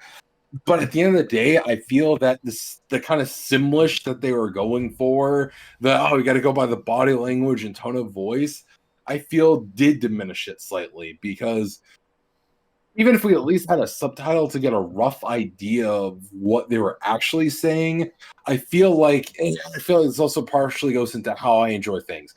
Dialogue is one of my favorite things. I've said this before on other Games Gone By episodes. To me, dialogue is some of my favorite parts of any medium. I love dialogue. I like the interactions that characters have. I love the banter. I love the just kind of repose and retort that characters can have between one another. So taking that concept away and effectively replacing it with Simlish, and then like just fucking go by the tone of voice and body language. It's like, well, yeah, I get it. They're supposed to be grumpy right now. Yeah, I get it. This is I'm in a cold winter climate and they're annoyed by the cold winter climate. Yeah. Like, I get it, but that doesn't make me attached to it. Like, Sure. other than just the very base level, it's how some games are like, you need to go protect that small child. It's like, well, yeah, obviously you need to go protect small child. Or, I mean, and for me, sometimes like, no, punt small child off the fucking canyon inside. Or kill the friendly robots, you know. But I mean, it's one of those things that like it's such a surface level way to get you into the game that it's like, yeah, I see what you're doing. It's not doing anything for me, but I get it. And that's why I don't like Brothers, is I because think you're putting a lot of weight into that. But that's the problem, is that's where the weight of the game comes from. I think it's just making you be more attentive. If it does anything for you, sure, but I don't think it necessarily takes away, or I don't think it created or took away from it. I think it just trying to keep it's really the journey. And sure, I get what you mean. You don't care about these characters, and no amount of I'm cold or I'm struggling or I'm little and I have to do the little things helps that, because you don't know what they're If you don't thinking. like them, you're not going to like them. That's just kind of the thing. You're not gonna like them. No, but that's where I'm trying to give the context to it, though, is like that was how they were trying to get you enveloped into it, and it just that's where it wasn't hitting for me. I treat it like more like in a video game when you have a pet, like when you have dog meat following you around. You don't know what the fuck dog meat's thinking. That's Fallout, if you know. Yeah. Yeah, just in case. No, just random dog meat. Yeah, or you can name it whatever, I guess. But yeah. So dog meat follows you around, and you don't know what you're saying, but it's dog. You know dogs. I see a little kid. He's not a little shit playing Fortnite, so immediately like, oh, he's a little kid. I understand. And then you have the little bigger kid, and they're siblings, they're brothers. I understand that relationship. I have a brother. I get it. So immediately I'm already in there. And then their journey is to save their father, which I get immediately. Didn't need dialogue to understand what that was like. He pointed at a thing, go get that. I'm like, all right, I understand. So the journey itself and the sure generic but perfectly serviceable, I guess, hook of the story is what got me to like the characters, because and also playing them the same time, being able to solve puzzles at the same time, made me like those characters to the point where when the ending does happen, and then you don't get to control both of those characters. It's like you're losing a limb. You literally lost the whole limb. Yeah, exactly. But that's why I will agree that the ending the ending definitely hits. Onion, great the website. Ending definitely a fantastic way to script that style of story. Yeah. Sure. But I just wish that the game did more to make me care by that point, is where I'm coming from. That's why I didn't come out of that liking it like you guys did. I think you had a disconnect because you just also weren't in that whole style. Because remember, you also didn't like the music, and we reminded you that the music was very good. We all go back. That was one of the episodes that we had where we actually had live footage and audio on. Yeah, and, true. Because I remember the first like 20 minutes. I was like, yeah, I'm not fucking dealing with this music, and I turned it off. And you watch anime. This motherfucker probably watch anime. Yeah, probably did, actually. What the fuck is this shit? Why are we even having this conversation? What's the next game? Fuck it, ending it right now. Rocket goes, Brothers is not that good, but I think we can all agree Joseph Ferris is the king of gaming, better than Reggie. I rest my case. I agree with half of that. Brothers is not a good game, and I hate Joseph Ferris. I love the game, and I think there's a lot of really good moments in there. And I think I disagree 100%. I think the soundtrack's phenomenal. Yeah, soundtrack's amazing. All right. He listened to 4 seconds of it and went, "I'm gonna listen to Thank you, anime." Kyle. What the fuck did Kyle? Oh, don't No, don't act ask like you agree Kyle. with them when you disagree with them 98% of the time. I know I get what he 90% means. of the time, I disagree with Kyle. I get- The problem that I think I have with Kyle is I feel like he and I have the same level of passion, but on the opposite sides of the coin. Yeah, It's I infuriating. didn't tell you what I'm doing with you. I'm making you and Kyle compare PC part pickers until I find a good medium ground with it. He said if you pick Kyle, I AMD, can't wait you're to an see idiot. what he fucking builds. AMD is the best way to go processor-wise, and if he says otherwise, he's a fucking moron. All right, there you go. I got I the heard they're fighting both- again. I got the fighting again. Gore. I heard they're both great processors. I don't know. Next up, we Intel's have a fine processor, but if you want to get out of no, fuck you. I'm not out of my mind. If you want to actually do shit with your computer, put that fucking power to use. You give yourself a goddamn Ryzen, motherfucker. A goddamn Intel Core i whatever is fine. It's okay. All right. It does what's on the box. All right. You want to fucking really multitask and get that bitch to fucking do what you want it to and what you paid it for? You get yourself a fucking Ryzen processor. You're getting a Ryzen out of me. All right, next game. Hell yeah. Chrono Hilarious. Trigger. Pull out Chrono I do. Trigger. Let's see. Fucking masterpiece of a game. We do That's have. One of my top gaming moments in there as well. We do technically. have Gore. What are Gore's honorable mentions and one of your moments, David, concerning Chrono Trigger. Wait, can I take a guess? Was it? No, you're not going to guess his. Oh, what? Well, this is mine. No, that is a really good moment. But no, well, kind of it's related because Yours is the most cop out moment I moment. said- You can't pick a single. You were the one that's saying, "Oh, I picked a moment." That's in the moment. And you go and cop out and say, "Quote." Pretty much every moment starring Robo. Yeah, because Chrono Trigger is a game where very few characters star of the moment. And that is one of the few moments where really all the characters get a chance to kind of just be there. Although it definitely leads into me more of Luca's moment. But no, Robo is a character that, or Prometheus, as it kind of revealed later. Robo is one of my favorite characters of the story. Robo, Frog, absolutely, those are my bros. I fucking love those characters. They are almost always on my team unless I feel like shaking things up. But I love those two.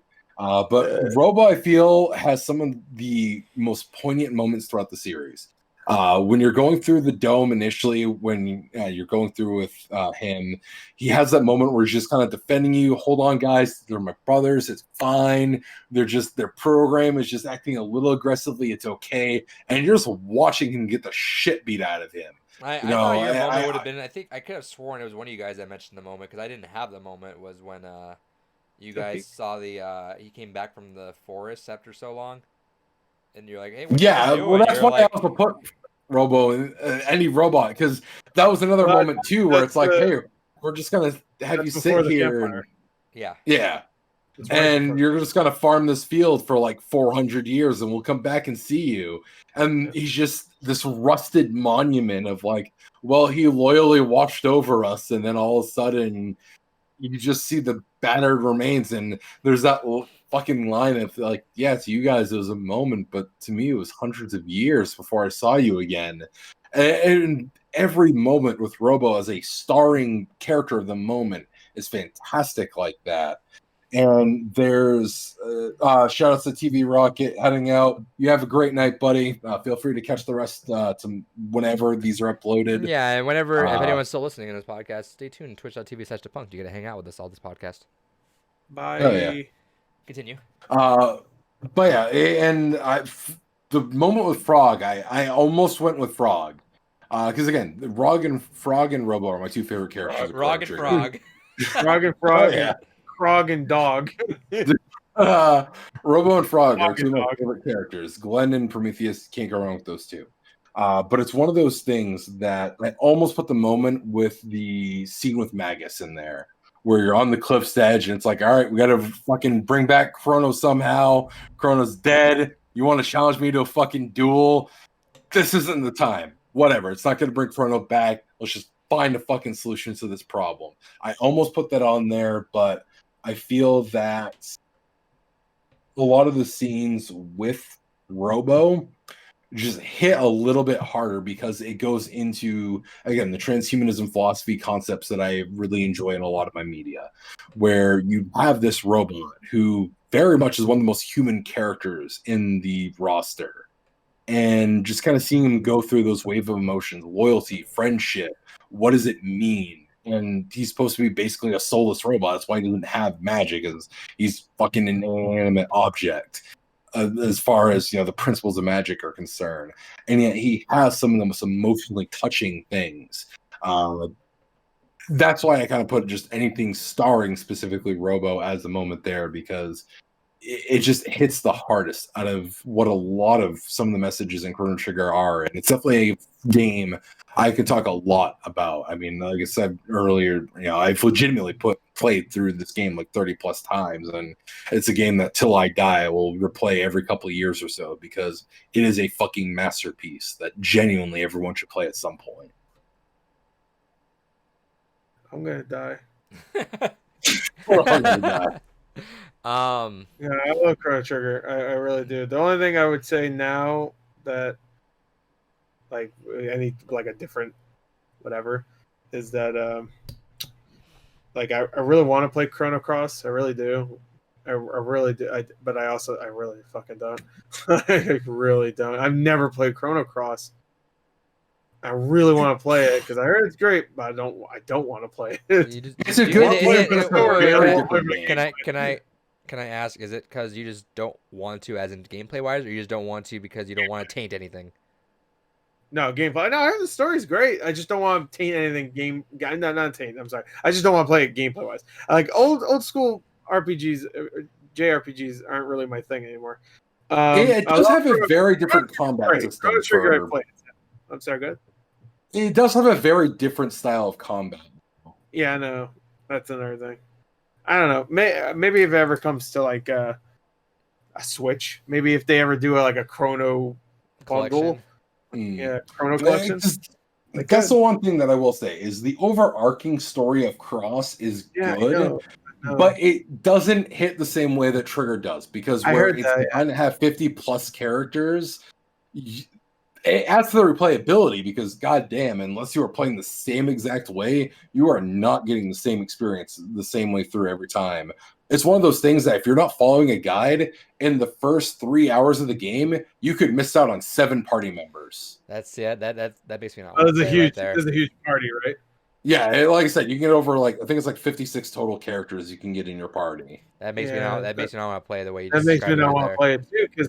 But not because I'll miss 7 characters, because I know each of those characters won't have amazing stories. It's really not like Trigger, where Gore thinks you're sacrificing quantity over quality. Like exactly. It's like you want you want a bunch of characters, but you're not going to get them nearly as in depth as Trigger. Chrono Trigger's great. Chrono Trigger's like what, 6-7 characters? 6-7 characters, all written well, and you could swap them out and have a different experience, but only a couple of them, right? Yeah, only like Magus, or however you pronounce it. Like you can have him. Yeah, exactly. Just like Bloodstained, this characters this year he has yet to meet. One day he'll meet some of these characters. But it's still interesting because it's one of those things that I still feel is worth playing at some point if you really love Trigger, for 2 reasons. One, to see the continuation of what happened to some of the characters. Yeah, that's why I want to. That right there, that's the reason. Because I know what's her name, isn't it? Glasses girl.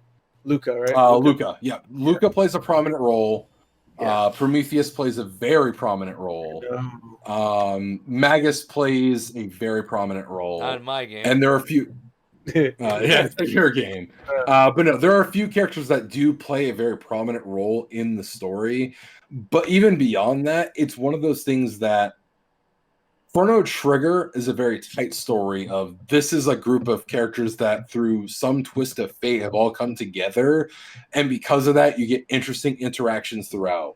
Whereas Chrono Cross is all about the possibilities. Chrono Cross does take a hit in the cohesive narrative department for the what if department. It's almost kind of like reading comic books versus watching a movie, where you watch the movie, you get the single cohesive experience that maybe if you watch the director's cut, you get a slightly different experience, or you watch a Renegade cut and you get a slightly different experience. Versus if you go through the comics with all the breadth of continuities that could be out there, it's like, okay, well, this character acts this way here, but now I have this new character that they hate each other, and there at least this whole other dynamic storyline later. Or maybe I don't get either of those characters, but I still get another character related to them, and there's a lot of condensed micro stories that happen within a greater story. And even the greater story doesn't follow the same patterns because Trigger tried its best to be a cohesive timeline, whereas Cross is like, what if we followed every fucking timeline? What if every timeline was canon, and we just followed all of them at once? Yeah, exactly. Because like, what if Shin Megami Tensei and Games Gone By was canon? Yeah. But no, so that's where I still highly recommend it. It has a very unique combat system for a RPG. I really dig it. And while I do agree that because of the amount of casts you can get and how infuriating sometimes even following a guide it can be to fucking get some of the characters in your party to have the most complete experience in one go, it's definitely a game that I feel every Trigger fan should try at least once, if only just to kind of see the evolution of the idea of the concept of what Trigger was trying to set up. It doesn't have the same level of familial bond for some of the cast.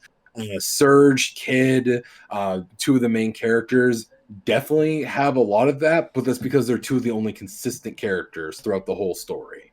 But definitely, especially for them, it's worth doing it to see how they tie into some of the rest of the story. But would recommend. But anyways, going back to Trigger, I've said enough about Trigger. Masterpiece. Everyone should fucking play that game. If you haven't already, turn off this podcast, go play that, and then come back to this podcast. I think that rated up higher than I thought I would originally because vibes. It got 6th place for me. Good vibes. And you know what? Of all the video games out there that I think should have an anime series, I think Chrono Trigger is not one. It did have an OVA. I know. It had a 30-minute OVA that was all about the Millennium Fair. Right. Yeah. And that's one game I don't want Square Enix to remaster or touch. Don't do it. You guys aren't able to do it anymore. I'd be okay with it. Fuck Nomura. Who said it should be from the Octopath Travelers guys? Because I'd be down for that. Hell yeah. I wouldn't want them to touch it. I don't want them to. Love it if they touch it. They don't need to touch it at all, but if they're gonna just update it, because it'd still be 60 I would want them to have visual elements of Octopath in there, but I don't want them to touch anything else. Leave it all as because I don't trust anyone in Square Enix. God bless them. Because they fucking did update it for PC and it was garbage. How they update it? They updated it by putting a weird ass fucking smoothing blur over all the art. They do that for a lot of the iPhone. Yeah, I'm not talking about that. I'm talking like how they went Final Fantasy VII Remake. Is someone again who has not touched 7? Well, I played the first 2 hours of 7. Like a 16-bit or 8-bit game still looks good. Those are timeless. Those are timeless. They are timeless, but Final Fantasy VII, you look at it now, and sure, you might have some nostalgia, and you might like the look of it because you're weird, but it's an ugly game. It's very ugly. A unique aesthetic. It's ugly, but a lot of games back then did that. Though. No, it's not even that. I'm not even going in that direction. I'm saying that I feel like Square thinks too big for its own sake. And so if I like splitting up, like they would never make Chrono Trigger in one game. They'd split that shit up, and splitting that game up would be the biggest disservice you could ever do with that game. Oh yeah, that would be a travesty if they split up Chrono Trigger. I don't care how much you're trying to add or trying to fledge out. Don't do that. They wouldn't do that anyway. I don't think Chrono Trigger is as popular as Final Fantasy VII. They keep hinting at something with Chrono Trigger, and we never get anything with it. I bet it's just gonna be a port. Like eventually they'll just say port. It's on Switch. Because DS sold well, right? Yeah. DS sold fantastically, yeah. People love that game. I'm surprised they haven't. Honestly, and that's all I want. They'll use Chrono Trigger music and a lot of promotional stuff all the time still. Just port it straight up. That's the perfect way to do it, by the way, with the Nintendo DS version. They added anime cutscenes for all that's for PS1, I guess. Yeah, that was in the PS1 stuff. They got the loading. They took out the loading. They took out the loading issue. They did that in the DS. But no, all right, for the PS1 version. And they added a dungeon. And they added a dungeon. So they added some new stuff, and then they added some loading. But for the PS1, then they took that part out in the DS, so that's good. So they add things. That's fine. Don't. And it wasn't like they added for the sake of adding. They basically added an element to help to further explain something with Cross. Because the unfortunate thing between going from Trigger to Cross is I think I mentioned this in the podcast proper, and then this is the last thing I'll bring up, then I'll shut up about Trigger. There was this Teleview, which was a kind of broadcast system for the Super Nintendo. And it was basically, you had a satellite feed. It was kind of like the Sega Genesis had one like this as well, which I actually had when I was younger, where it would just go ahead, broadcast different channels at different times of the day, would just basically put a game on there. It's like, you can play during that time. And one of them was called Radiant Dreamers, which was the prototype of Chrono Cross. A lot of the elements that would end up becoming Chrono Cross were Radiant Dreamers. So you basically had this kind of like very light RPG visual novel that talked about Kid, that talked about Surge, that talked about an important character that plays into what happens in Cross as well. And it really basically ended up evolving into Cross. It's called Radiant Dreamers. And this was a game? It was for this. Yes, this was a game that you could play on the Teleview, which is the Japanese exclusive satellite add-on for the SNES. So it was like a little 2-hour long thing that you just got basically a continuation of Trigger story. Has anyone fan made this? Yes, you can download a ROM for it online. So that's easy to obtain. Yeah. Okay. And it's one of those things that if you want the kind of original concepts of it, it's a good little 2-hour romp. And then if you want the full expanded version, you would want to go into Cross. But there are some things with Radiant Dreamers going into Cross that they decided to make a little bit more ambiguous, because there's one character in particular that they made very apparent with Radiant Dreamers that they probably decided, maybe we're not so sure if we want it to be that obvious, but no. If you don't feel like investing the whole time into Cross, at least spend the 2 hours downloading and playing the ROM for Radiant Dreamers. Highly recommend it. Cool. All right. Now I'll shut up about Trigger. Also, shout out to Kyle's comment. I don't know who Tevis Thompson is, but I pulled up his blog site, and I see Absolute Terror Field. So the guy's referencing Evangelion, so I'm at least going to give his site a look through at some point. Shout outs. Hell yeah. So now let's talk an hour about Nier Automata. Yeah, we're going to Nier Automata. I don't think we really need to say more than we have. I mean, at least on my I've been saying this about every game. Like, we're gonna say anything, right? But this is I think it deserves its accolades. This is all of our number one game of season 1. Probably in my top 5 games all the time. I know it's reached David's. Yes, easily. It's in my top 5 now, easily. I don't know if Gore had anything with that. I don't do top 5 favorite anything like that. Overall, ask me a different day. You're going to get a different answer on what order the top 5 is, but somewhere in there, this is top 5. It's in my favorite games ever. Sure, I don't. Yeah. Top 5. I don't know. I don't know. I can't. We got Nier Replicant. Also, I do want to point out that the Nier. This is a fun little fact I had. The Nier Automata games gone by was the same podcast that Min got revealed for Smash. So there we are. There you go. Now we're talking about Nier Automata and Steve. With Steve. Fuck Steve. No, this is obviously a fucking phenomenal game. It stayed with me.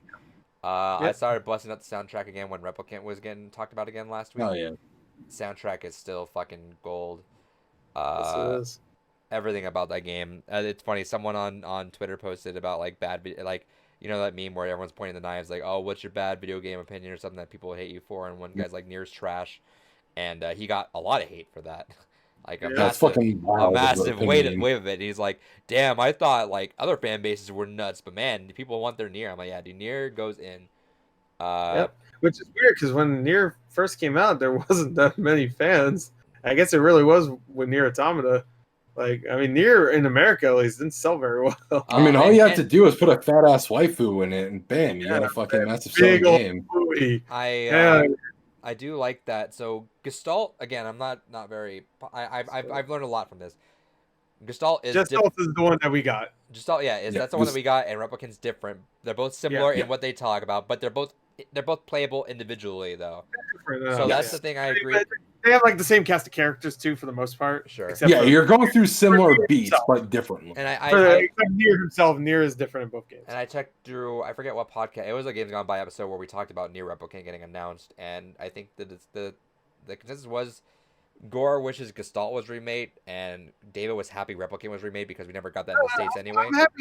I'm happy Replicant is remade. I just wish it was easier to play Nier right now, because I want Nier to. I don't want to plug in my Nier. I want near far wherever you are.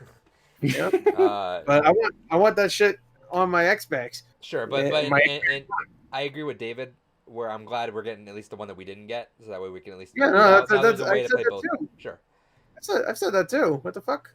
You were talking about. I think the only thing I caught from it because I was skimming through was your line was like I wish it was Gestalt that got remade, but you probably did say. I wish that got remade too. Yeah. Okay.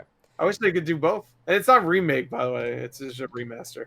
They keep saying it's just a remaster, which I've seen it and it looks better. So I don't care what it is. Just give me the fucking game on a way I can play it. Translate the bitch and call it a day. Dude, Nier. I am so excited. So I got Drakengard 1. I need to get Drakengard 2, but goddamn, it's an expensive game. Drakengard 3. You're gonna tell me not to, but I'm going.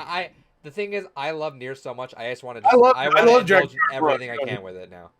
Yeah, it's very minimum when it comes. Sure, no, and I'm sure it is. I believe you, but I'm just saying I still wanted to, even if it's a fucking drop. Even if it's a drop. I would say 3 sucks. Technically, 3 does have a little bit more of a direct correlation. Yeah, it is because of the girl and the flower. Yeah.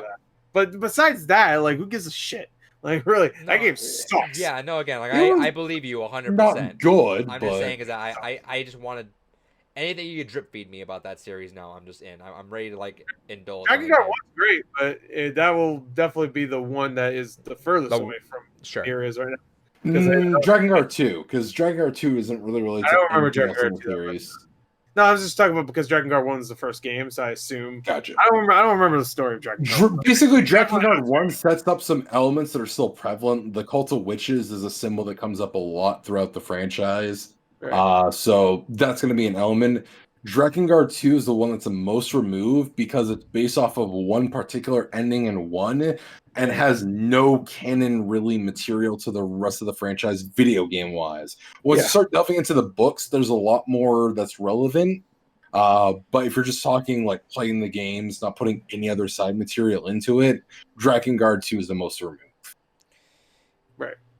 Either way, Nier Automata is fucking incredible. Whether or not you played the first one, some people are saying like, "Oh, it just sucks." People that just didn't play the first. I'm like, I think it's fine. I'm fine with it. I know there's gonna be stuff that could have been cool. You say God of War, you feel weird. I don't see how you can't feel weird about some things in here, knowing that because the story had more to it. The story wasn't.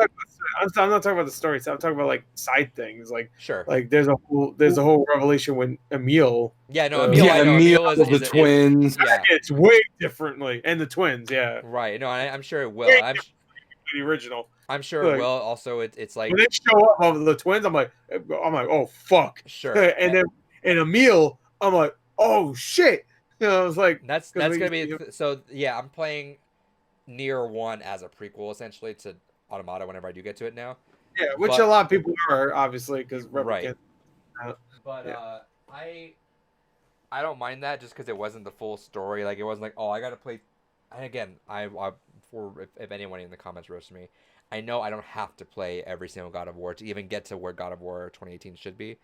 But comparing playing what I will play with the series of God of War versus what I'll be playing with specifically with Nier, like I know my experience with Automata is pretty much where Nier 1 is. I don't need to go through Drakengard 1 through 3 at all. I want to just because now I want to because I love that series. Yeah, because you're gonna get a similar hit. You know, it's gonna be a similar experience. It's all the same director behind it. Yeah. Yes, which also like I'm such a fan of him. He's so fucking weird, but I'm in Yeah, on he's a great. on I what it like is. him. I do I've always- I've started reading through his biography book there, and goddamn, that dude is fucking wild. I do plan Yeah. on now playing near sometime in the foreseeable future. I don't know when, just because it's a pretty hefty game still. Yeah. And They show up on games I gone think by. I think I 5 want to play hours. it before Replicant, just so I can just like have the whole near world in Sure. my head by the time Replicant's there. All right. But dude, I knew I was gonna like it. I heard about it for ages. I did not know where that game was going and how it would just fucking take me by control, man. Some of those moments, we all have I think our final moments, being a favorite in this, um, and ironically enough, I think we all had different endings or different, not different ending, different moments, which Different moments. Yeah. speaks a lot Mhm. to I- Nier. Go Yeah. ahead and talk about yours.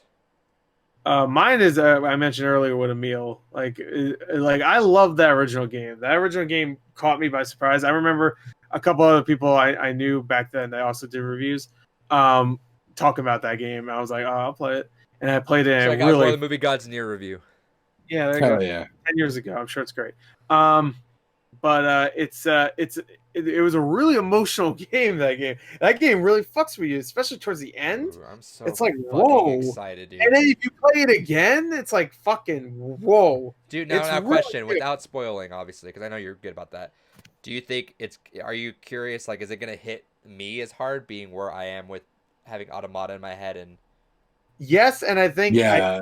I think it will give you even more of what you love from Nier Automata. With like is it the like kind Red of Dead 2 characters with you like. Red Dead 1, where it's like playing Nier 1 is going to make Yeah. me love Red Dead 1 now? Like, I have a feeling you know how everybody was like, this is a spoiler.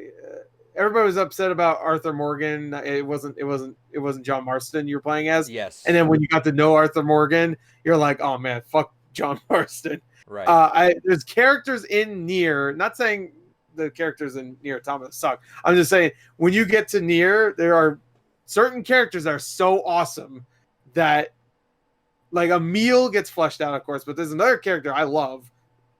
Wish they did something different with Sure. her costume, but that is awesome, awesome. And I wonder, I'm very excited to go through. are they when they remastered the game? Are they getting the same voice actors? Is it the same audio? Does anybody know that? Well, it was only in Japanese, so it's one of those things. Yeah, I but a imagine lot of for those lines. that they're keeping it, and then I know that we're getting an English dub for it. I think so. Okay, so I wonder if they're gonna get the same voice actors because they. Oh, you mean like who played like them Laura in? Bailey was one of the characters, and Robert. I'll look for it really quick. Yeah. Possibly. I mean, I don't think they've officially said, but I imagine The voice because acting really makes the characters. I think. I mean, the dialogue's great. Don't get me wrong, but the voice acting. So that was like one of the first games of that. I probably should. I skimmed through. I probably shouldn't look because I might be finding spoilers if I search that. Oh yeah. yeah. I skimmed through But it, I no, skimmed through it, I was definitely like, the voice acting with some of the characters. Meal A2, absolutely fucking sell the kind of characters they're trying to portray. Oh yeah, the voice acting in both Nier games are phenomenal. But like, yeah, Nier the original, the Gestalt, which is what we got, was fantastic. Going back to Automata, I get the complaints where some people feel like there's a bit of fluff. I do think like Route 2 can be a bit. Sure. You have to replay it. Sure, Route B can be a bit weird, but I also didn't mind replaying the game again. Like, some people, if you didn't think the game was fun, then sure, I get why you thought you wouldn't want to go through the rest of it. That's fine. I just don't understand why anybody would not think the gameplay is fun. I know, I liked it. It's fucking it's platinum. They must have those people that think the game's not fun. I assume are people that only played it because they heard its hype, like it's really great, but aren't really that are big fans of like hack and slash. Or also, the beginning sets you up on purpose to sure. it's this big grand spectacle, and it's really not. Yeah, no. I think that sets you up on purpose, thinking that though. Sure. I mean, there's grand moments, sure, but for the most part, that's the beginning. Not you play that game, you think, oh, it's gonna be like action, like platinum. Oh, yeah. It's gonna be platinum. Yeah, platinum's here, baby. Did that surprise people? By the way, when that game started, when it was like, oh, platinum's making this Nier game, or was that like? I remember when they announced it. They announced it at like I forgot where, like Tokyo Game Show or something like that. They announced it somewhere, and all they said was near. There's a new near game, and it was like I think footage of like concept art or whatever. And I think they said it was platinum. And I was like, whoa, because that was the one problem with Nier, the original, is that the combat is I don't think is bad. Honestly, I liked it. I remember really enjoying it, but a lot of people had a problem with the combat. And no, and even with the Drakengard series, like Drakengard 3 is probably the closest, as much as I hate to say it, to what Nier is trying to Nier Automata. For sure. But it's one of those things that the franchise has always dipped into weird subversions of playing with multiple different game styles. Like Drakengard 2, I remember it has like this moment where you're controlling a dragon.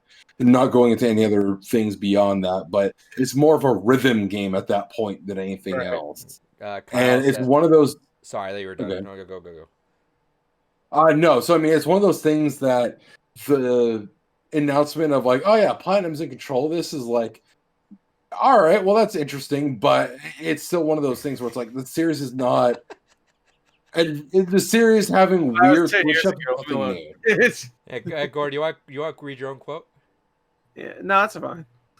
Story. You know what, Kyle? If I read shit that you wrote 10 years ago too in a fucking YouTube description, you look like a fucking jackass too.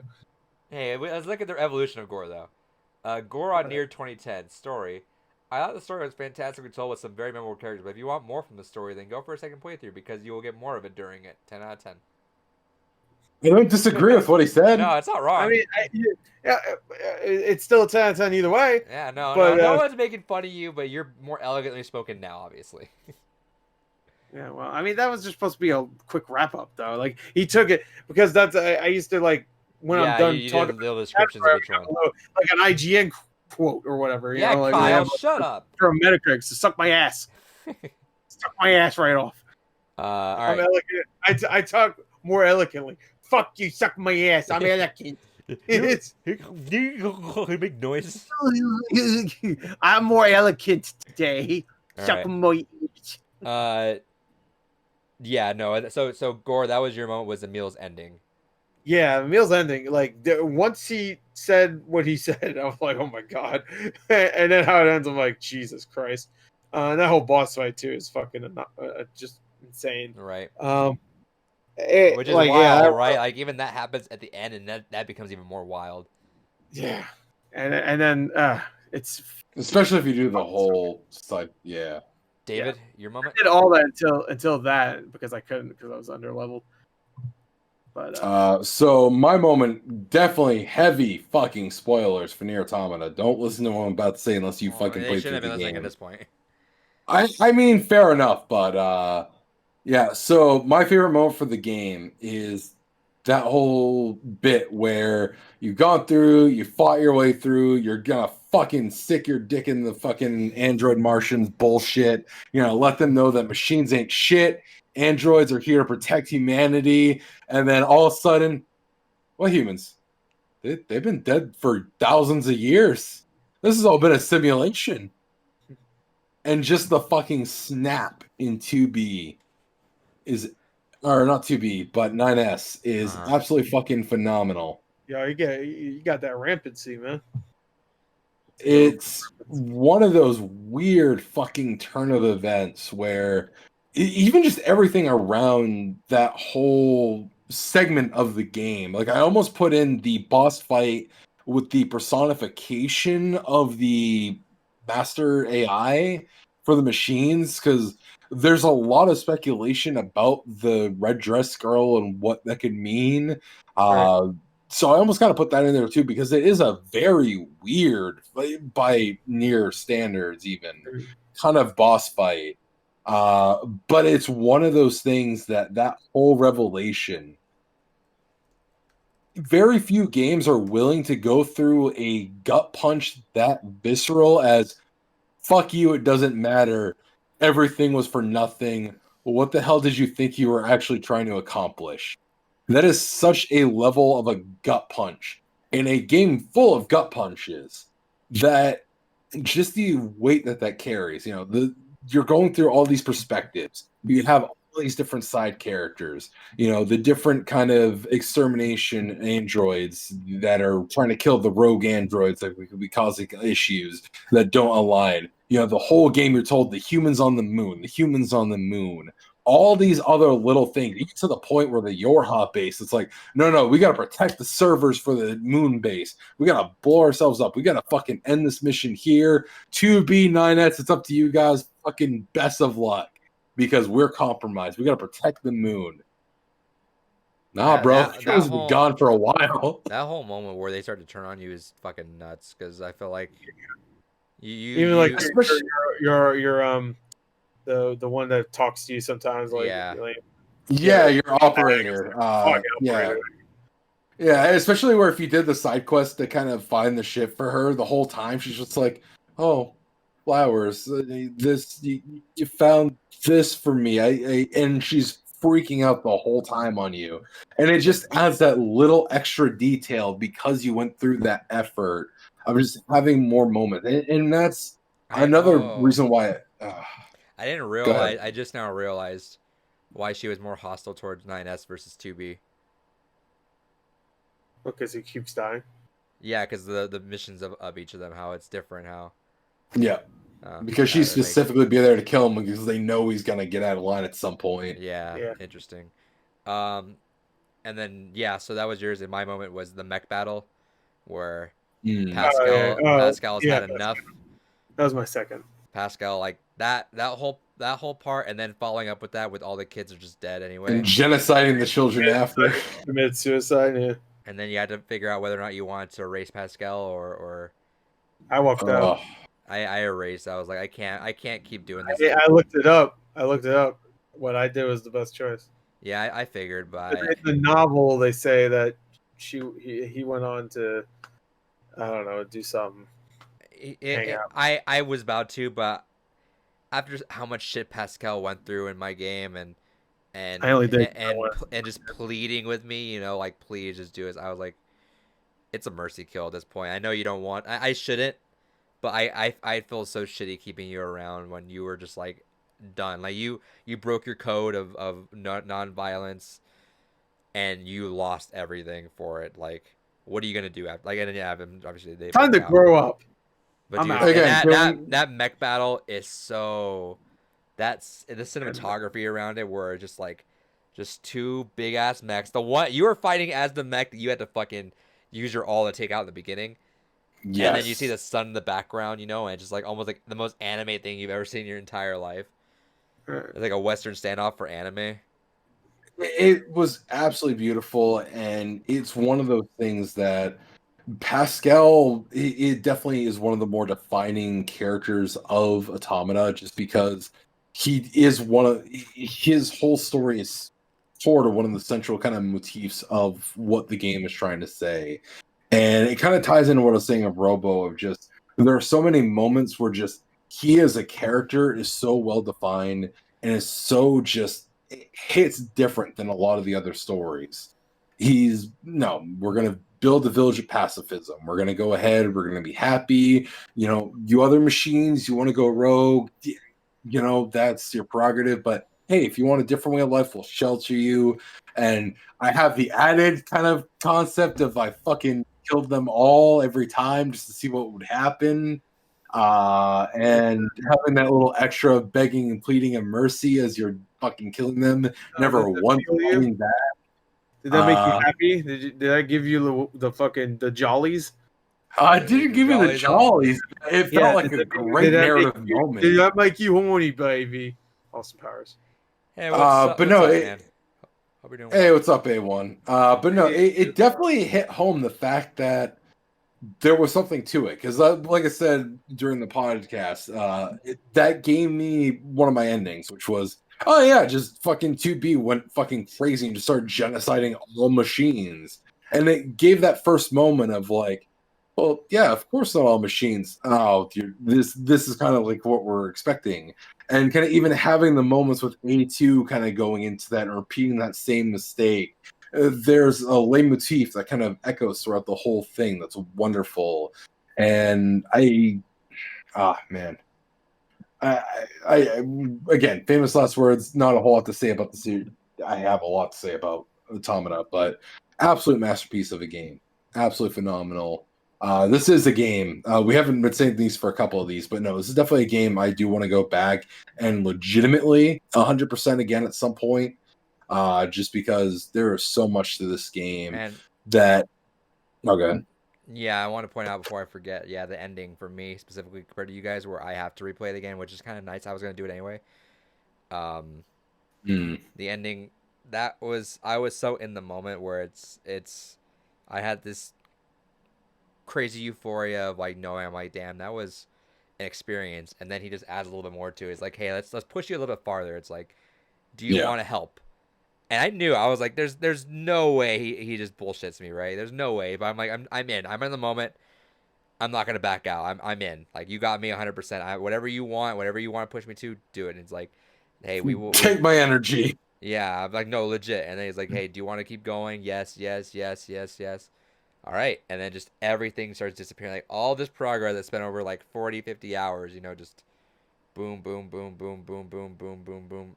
Blank screen, back to the beginning. I'm like, wow, yeah, you did it. But it felt good too. It's like at the end, it's like, oh well, you are helping someone eventually go through this, and it was nice because yeah, I needed help for that too. It got me in the moment. Nah, fuck them. I killed I want my save. Eat my ass. All right. It's my save. I bought The only thing that the last thing I'll say about Automata is it's a weird feeling of Yakutora's work up to this point. I mentioned it during the original Games Gone By for this. It was a kind of joke almost to where they did a poll leading into Automata where it's like, do you think we'll actually get a happy ending this time? And universally, everyone was like, do you know who fucking is writing this game? What the fuck do you think? Right. This game has honestly, genuinely come the closest we've had to having a happy ending, and even then, it's still a kind of ambiguous. Like it's almost how I think I even said it during it's like the end of Evangelion, where you're left with this kind of moment of like, is it okay? Like it could be, but is it really? And it's a very beautiful moment that I'm curious to see what we get in the future. I'm curious if we'll revisit this same timeline or if maybe in a few years' time we'll get something else from the universe, or maybe we can go back to Drakengard proper. It's one of those weird things where it's hard to say because they're so intertwined as franchises that maybe we just get a third franchise that kind of continues the weird intertwining. But I don't know. I'm really curious to see where we go next once Yakutora's done bowing to overlords and making a mobile game. So that game looks pretty good though. Yeah, I'll play it. I'm sure it's fine, but I still Stop complaining don't about games. I don't Realize that you're one of those guys. mobile Get games. 2 Nier games next year, and you're bitching and moaning like a little girl. Stop it. Yeah, I Grow agree. up. I don't want mobile games. You also I didn't want the good. walking simulators, but look at you and Edith Finch, baby. Yeah, I don't want you. I get like But that. that's a story. Yeah, but that's You, I don't want you either. that's that. Eat my Yeah, ass. but this is this. All right. I'm sorry that I'm not just pure black Apology and accepted. white. Moving on. Thank you. Moving on. Fuck Gore's ass, Adrian. God damn. Next game is Shadow of the Colossus.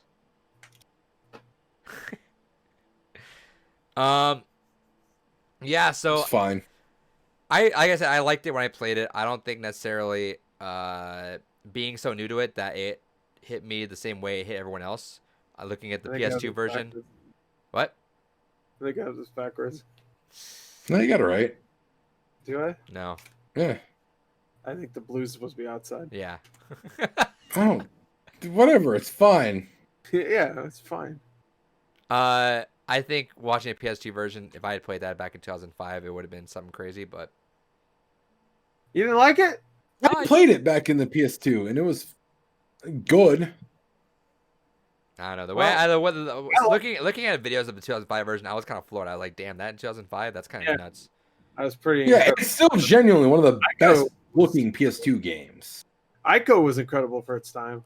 So, Yeah, So, but and then The Last Guardian was like a PS3 game. like I said, I liked it. I think it suffers from feeling still dated in 2018, even though it's got the whole remake. It's kind of the weird vibe with it. It kind of offsets it.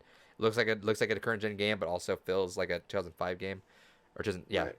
but Yeah, they fixed it up a little bit, but yeah, yeah, sure. but I still liked it. I loved it. I did. The only problem I had with it was that fucking stupid ass Colossus in the water. I hate that one. Yeah, the shocking Not one. all, not fully submerged in the water, but he's like in the water, and you have to bring him, like you have to his teeth to bring him over Oh, to. Oh, the electric one?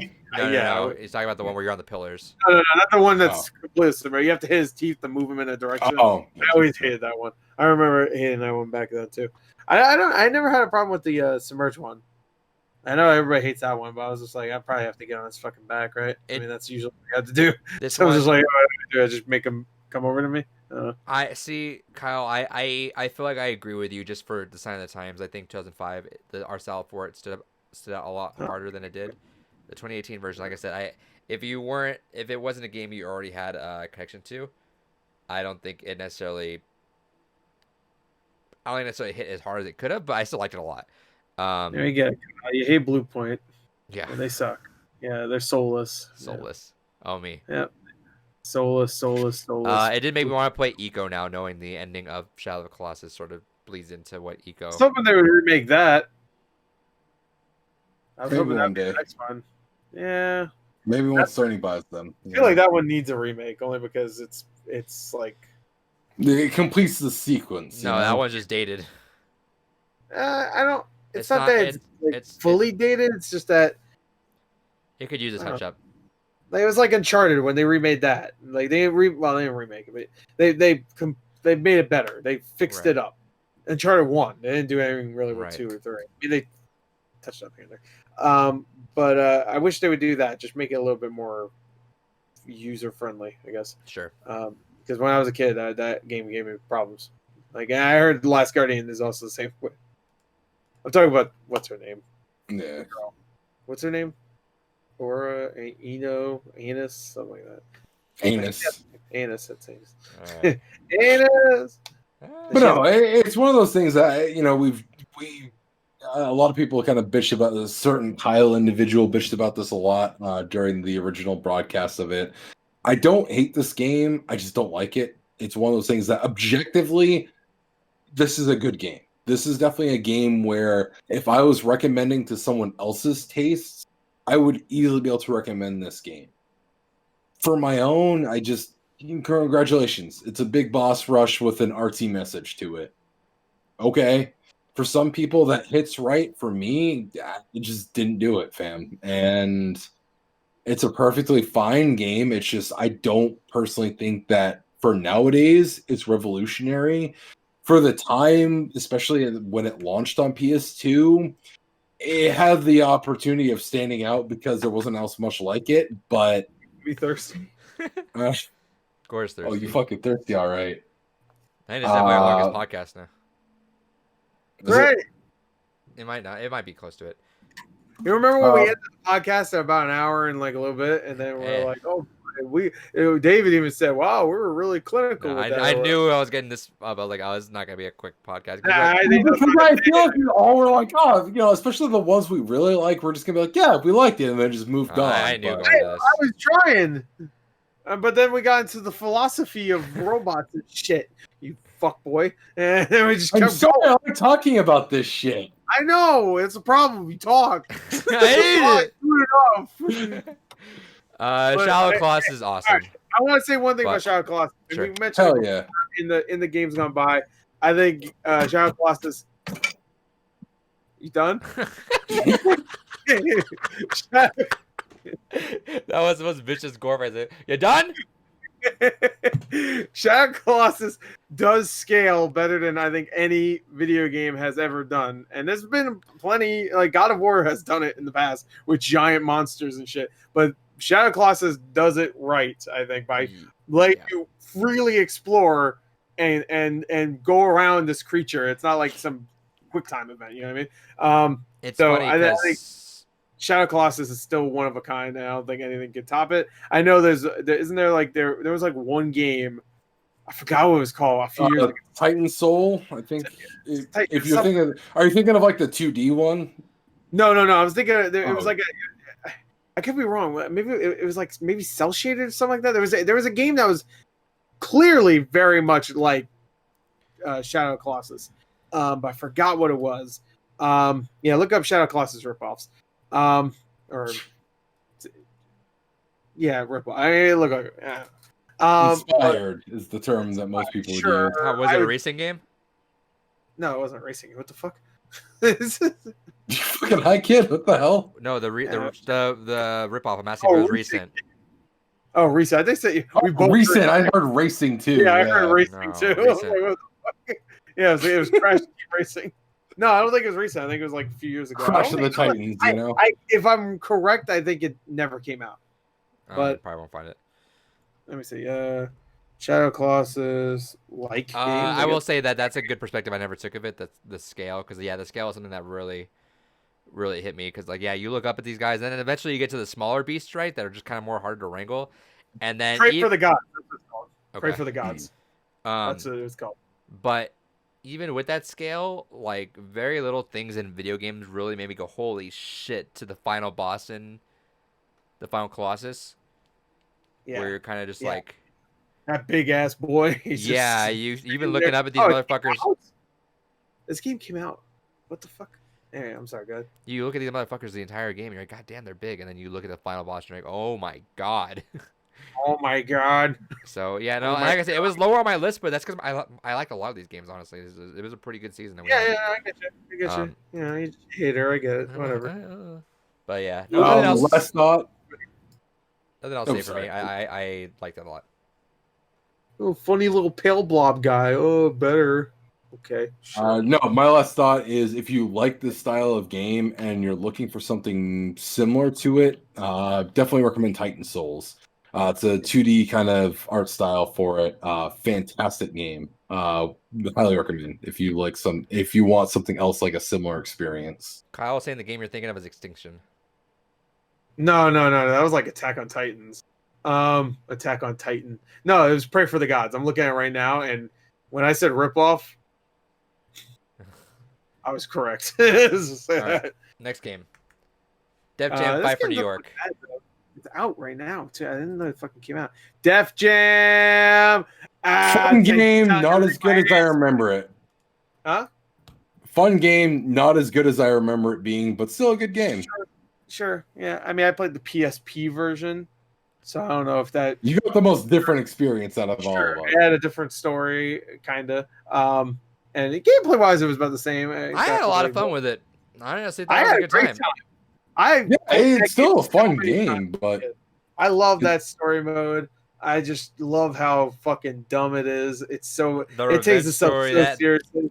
That part where you and your homie team up again, I forget his name, but they were like, hey, no, they're like, hey, kill him, and then you don't. And Blaze. Yeah. And you and Blaze is already half beat up already, and you're just like, all right, I guess I have to work with this. He's like, oh, I'm like, oh shit. Oh god damn, he's all dead. And then the final one just knocks Snoop off the fucking building, and you're like, yeah, I did. I love that. It's just fucking KO. I'm like, nah, his ass is dead. And then the game ends. Danny Trejo? Will you kill Danny Trejo? Yeah. And he gets ran over by a train and KO. I'm like, no, he did. Yeah, I was trying to fight Danny Trejo. I'm like, why is he not dying? And then I was like, throw him into the train. Yeah.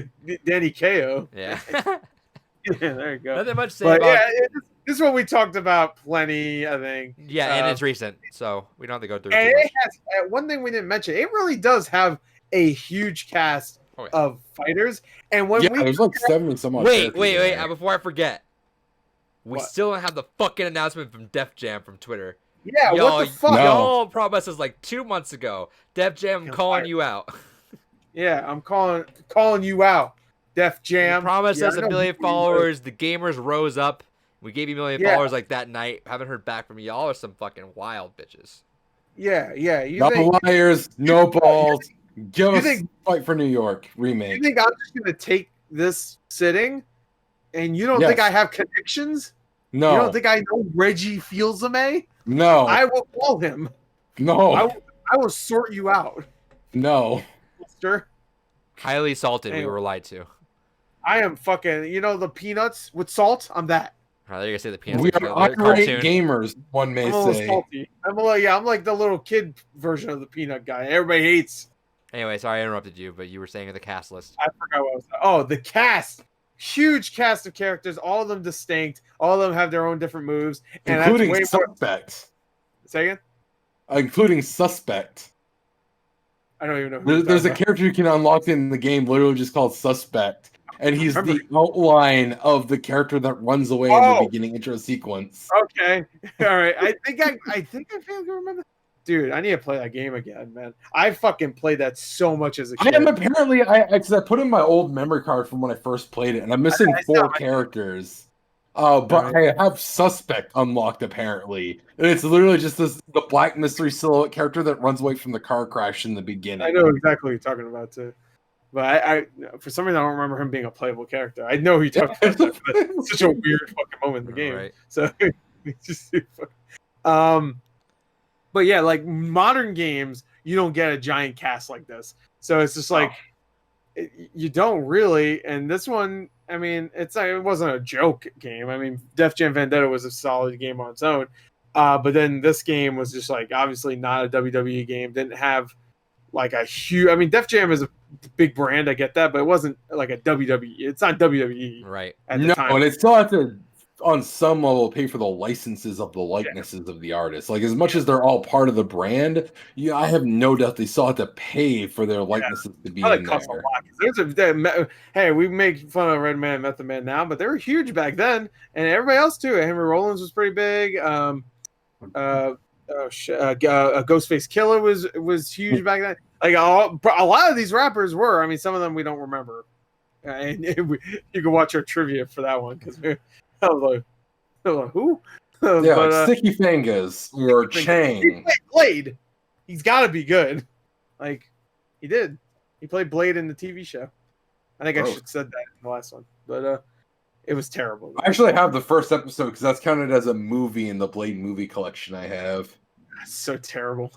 It's so bad. That TV show is a Spike show. Just to let you know the quality it is. Spike also aired Stripperella, the Stan Lee stripper superhero thing. So, and that Ren and Stimpy piece of shit cartoon. The adult party cartoon. All right. So all hot garbage. But anyway, Def Jam's great. Also, the voice acting. I said this before. I'm not even kidding when I say they really put themselves into it, and they do a great job. They do. They really do. Yeah, I agree.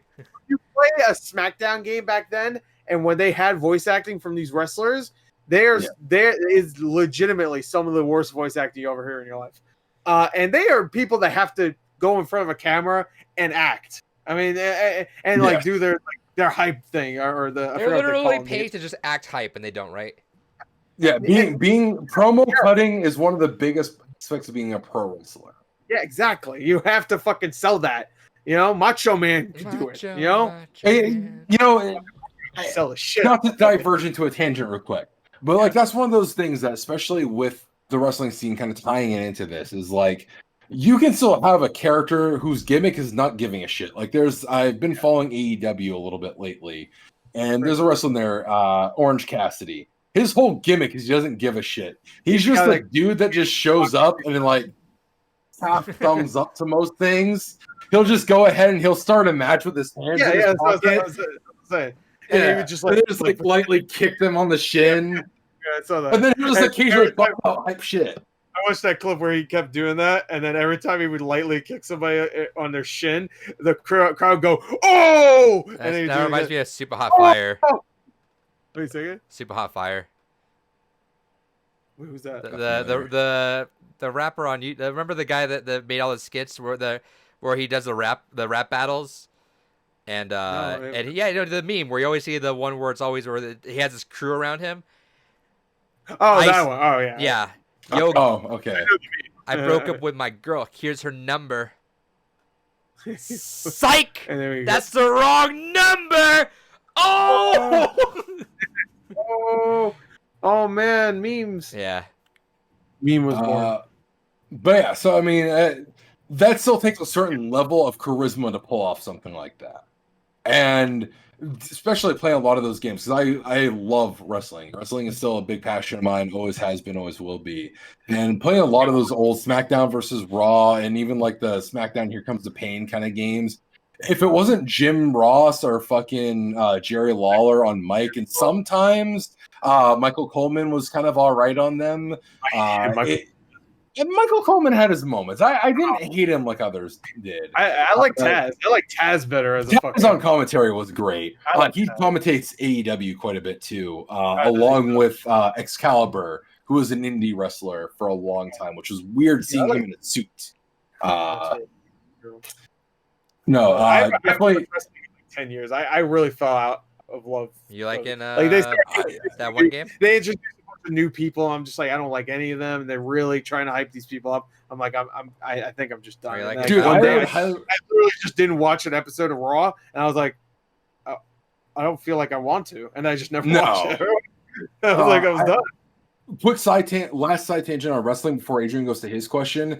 I still hate WWE wrestling. NXT kind of was bringing back the hype because they brought in Samoa Joe originally through there, which I was really excited for because I love Joe. And they brought in one of my favorite indie wrestlers, El Generico, who ended up becoming Sami Zayn, which I was really sad to see the El Generico gimmick go because I fucking love it because he was a Canadian pretending to be the most generic Mexican wrestler ever.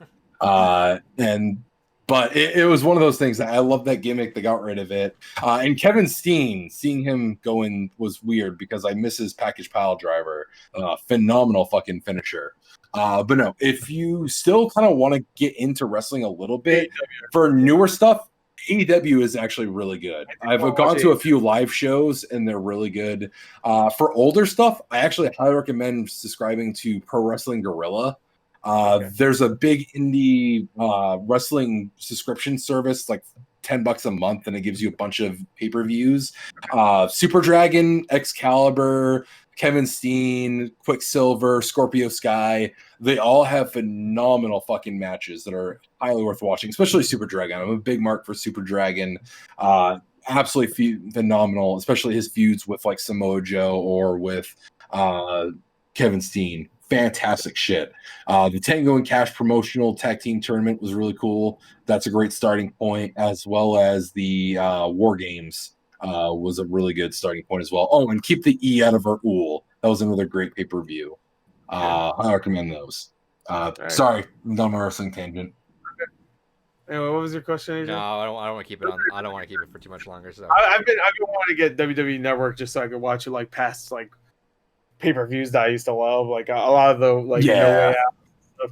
Like I love Royal Rumbles. I can watch those any day. Yes. Even like new I could kind of watch, so be like, oh, they ain't gonna be there for much. Well, that's just it. It's like WWE used to have, especially during the Attitude Era and before, had great stuff. You know, some of the moments I remember and still adore the most. The Inferno match, Kane versus Undertaker. That was such a hype fucking match.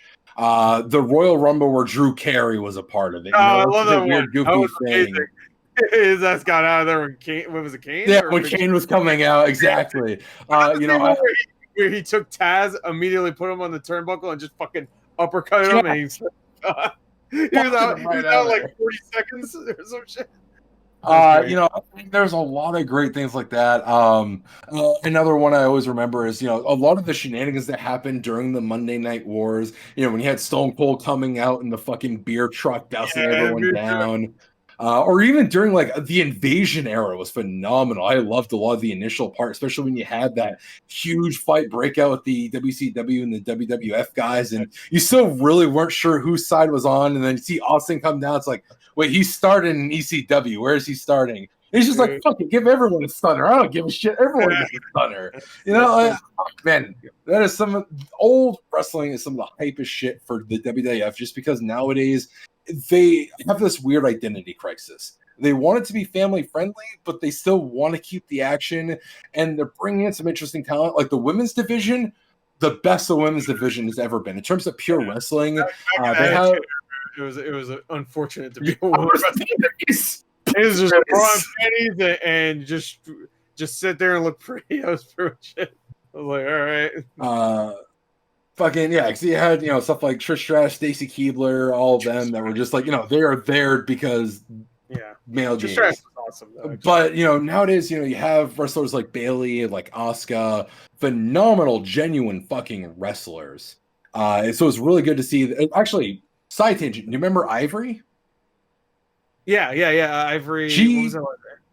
Yeah, she was a WCW, came in WWF for a little bit Yeah, as well. she's kind of- She retired. I actually got to go to her last live wrestling match. Wow, really?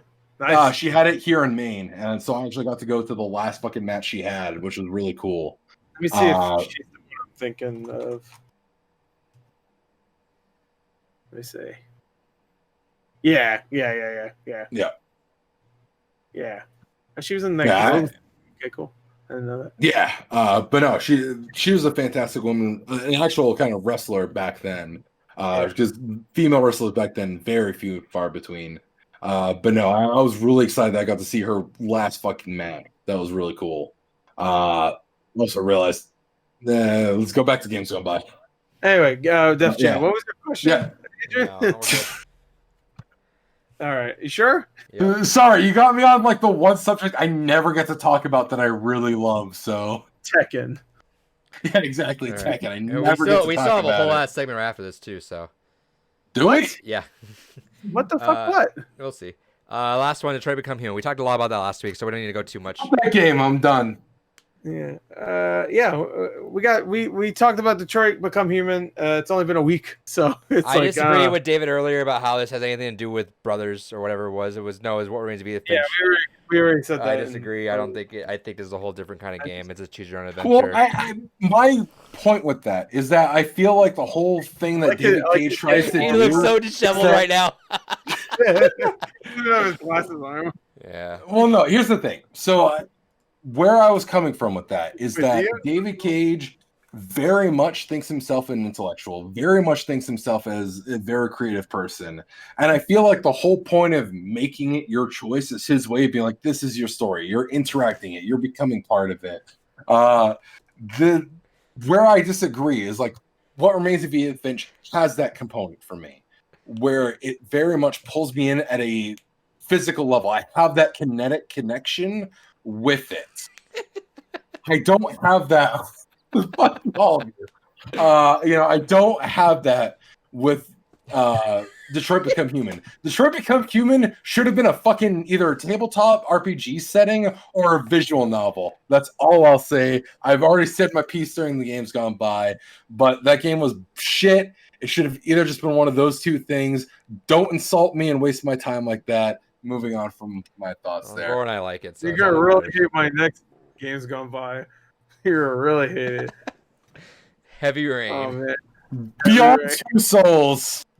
Yeah, I've been meaning to replay this piece of shit Okay. again for some reason. So we have one last thing. I should have asked before this. I fucked up.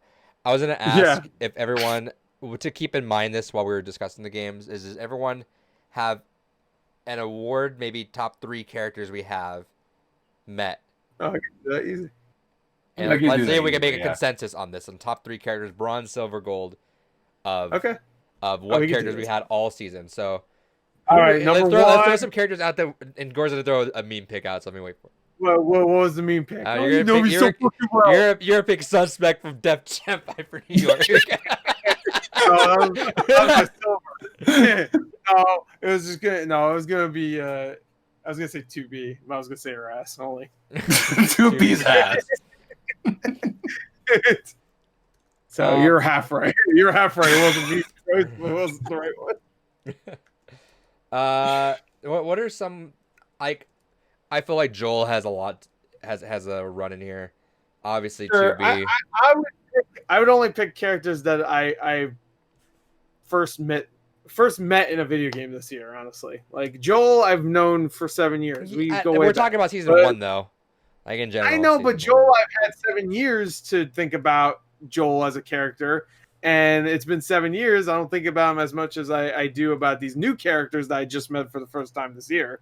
I mean, Kratos isn't a new character, I know, but he's a new character in this game, and I only played a few hours of the game when it first came out, so Sure. I got the whole experience this year. So honestly, I wouldn't pick Joel for my 3. I love Joel; he's one of my favorite video game characters. Same thing with Ellie, but because I've known them for so long, I'm thinking It's a recency bias.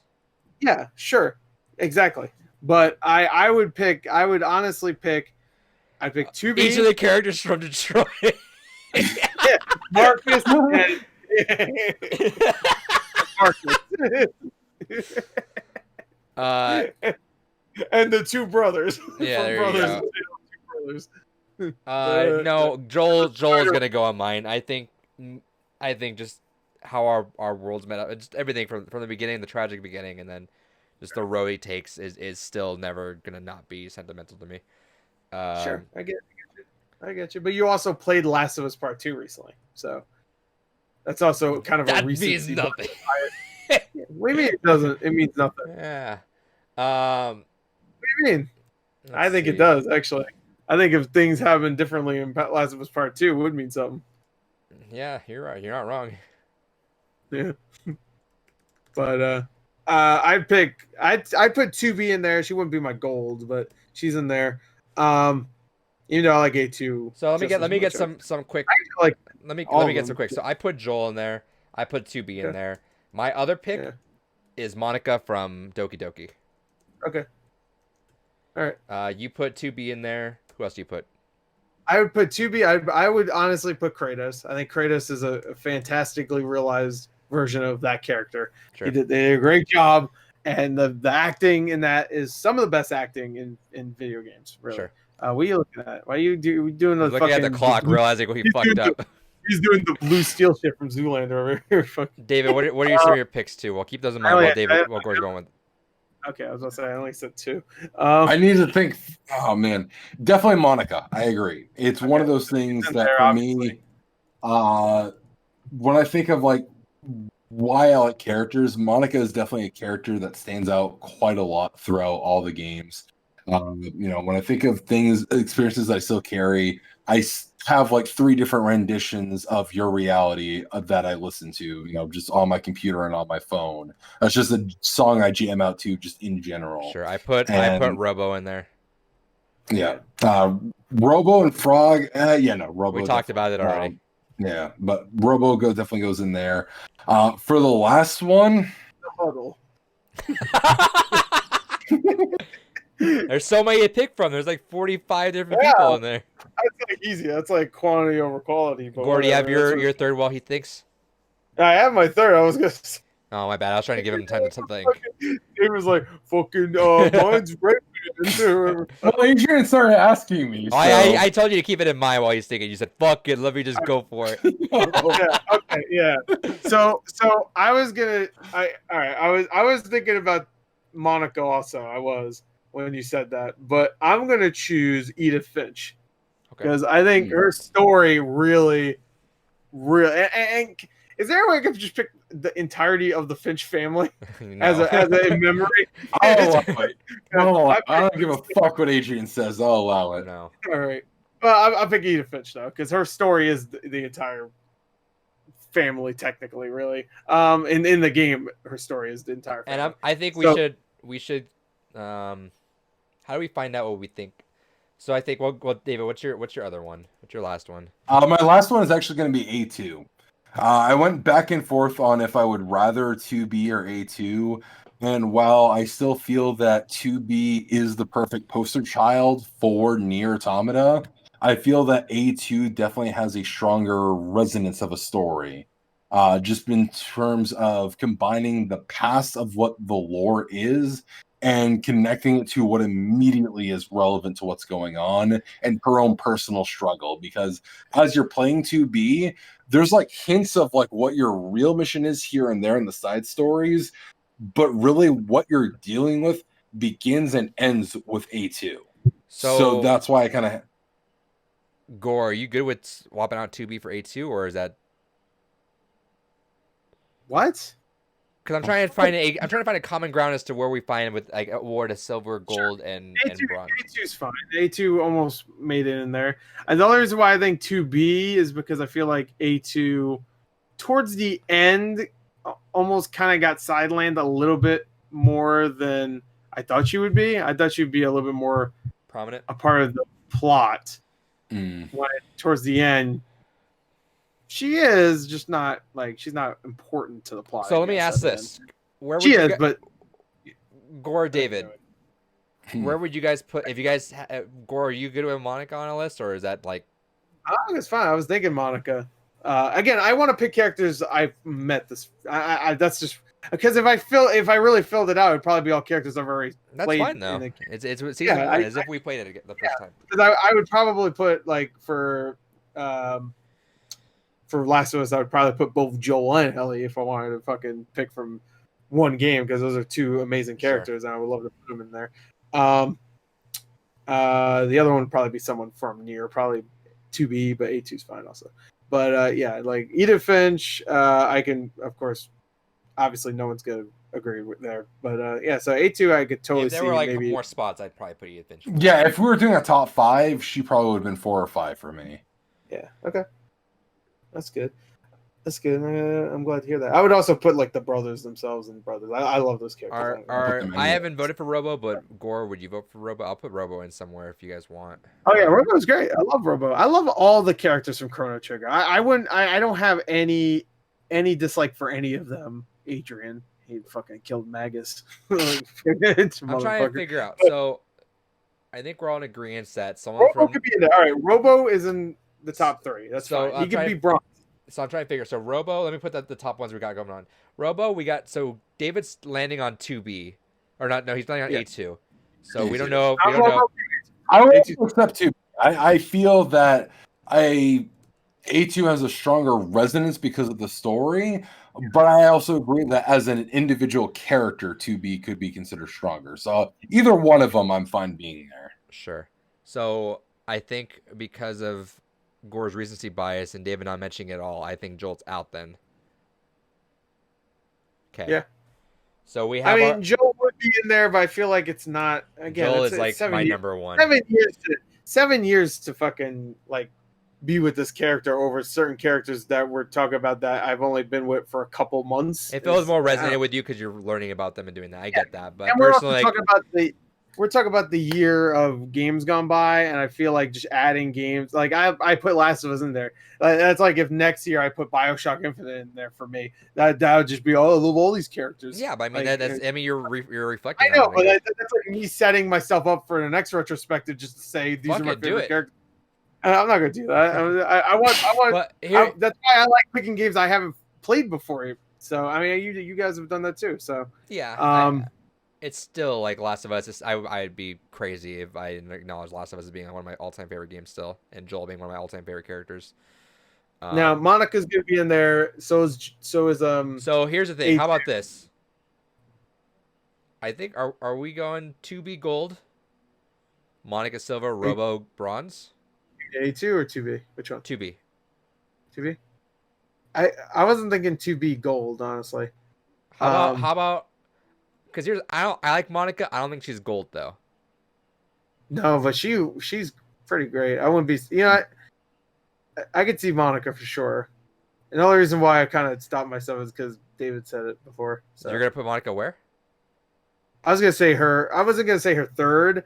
I was like battling between her or Edith Finch, but then David fucking cut me off and said his included Monica. Wait, hold on.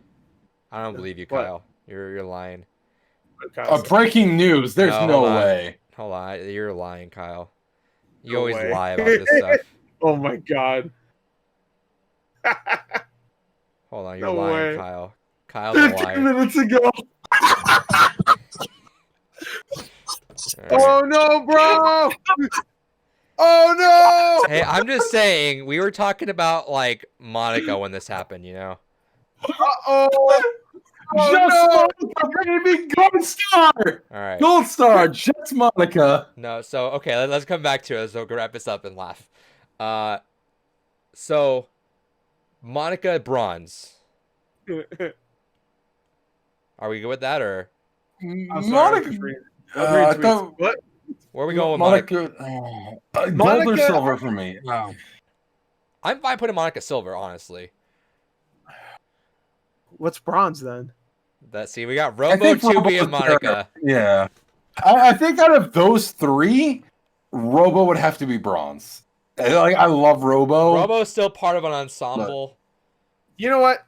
I'm going to go with the character that really influenced the plot the most. And I'm going to go with Monica because Monica really influenced the with gold? the plot. Sure. I mean, she wouldn't be my choice, but of those three, and after thinking about it and really thinking about it, 2B doesn't really. She's a great character. And she's out of the. She's out of. Oh, wait. Say again. Spoilers. She's out. We should probably point that out. She's out of her clothes in my version because I shot that shit There's right spoilers off. for this. I probably should have indicated that. My apologies.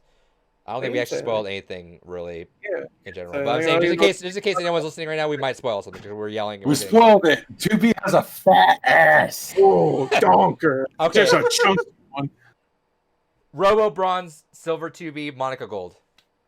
Also, can I just point out that our top 3 characters are all fucking robots or AI? Hell yeah. Oh, hell yeah. Hey, I tried for Joel, but Gore's just like, oh, it's too old for me, man. Joel is played by Troy Baker, who is a robot. I don't know if I knew People are not people. That's true. So listen, fucking idiot over here. I'd like to formally give out that award for best character. Shout outs to Monica. You got the gold award from Games Gone By Season 1. We'll see if she stands up against the winner of best character in Season 2. Which is the alien from that planet on No Man's Sky. Shout outs to 2B getting that silver, and shout outs to Robo for that bronze. Hell yeah. All right, I do have an award. I do. Anime characters and a robot. All Japanese, though. I do want to award another thing to David for the best line ever said in the Games Gone By episode, which was at the beginning of Barkley Shut Up and Jam Gaiden, which is said, quote, I want to pick stuff that you guys are possibly going to enjoy on some level. Yeah. So congratulations, David, for winning. I was off the mark on some of those, but I've been hyper paranoid. Barkley being the precursor to Street Fighter Cross, Mega Man, and Nocturne.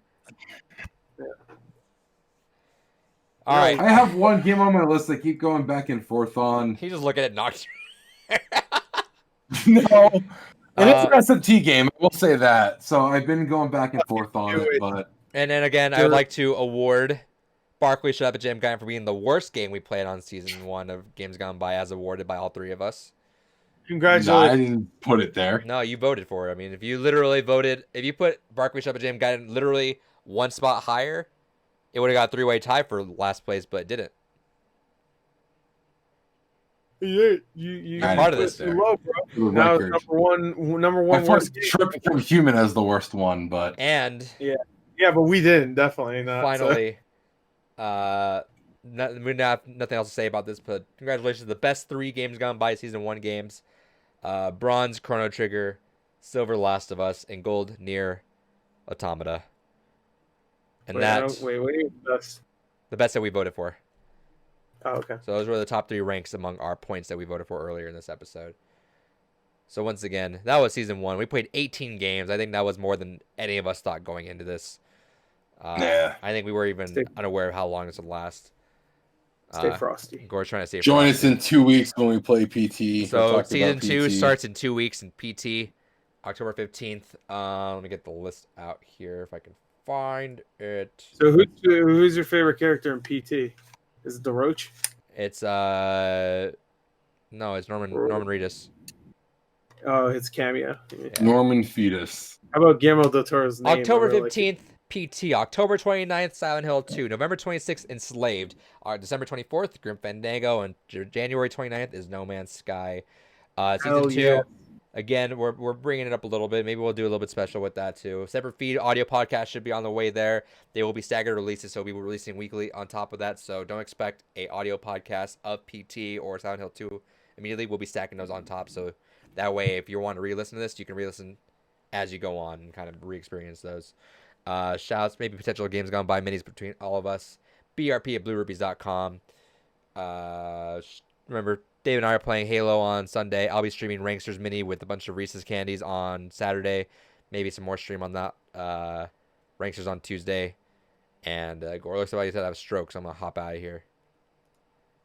Hell yeah. Thanks for listening, actually. We had a lot of people like watching at random parts of this. Shout outs to you guys for this. Longest podcast we have. Gore, don't shoot me. Gore, no!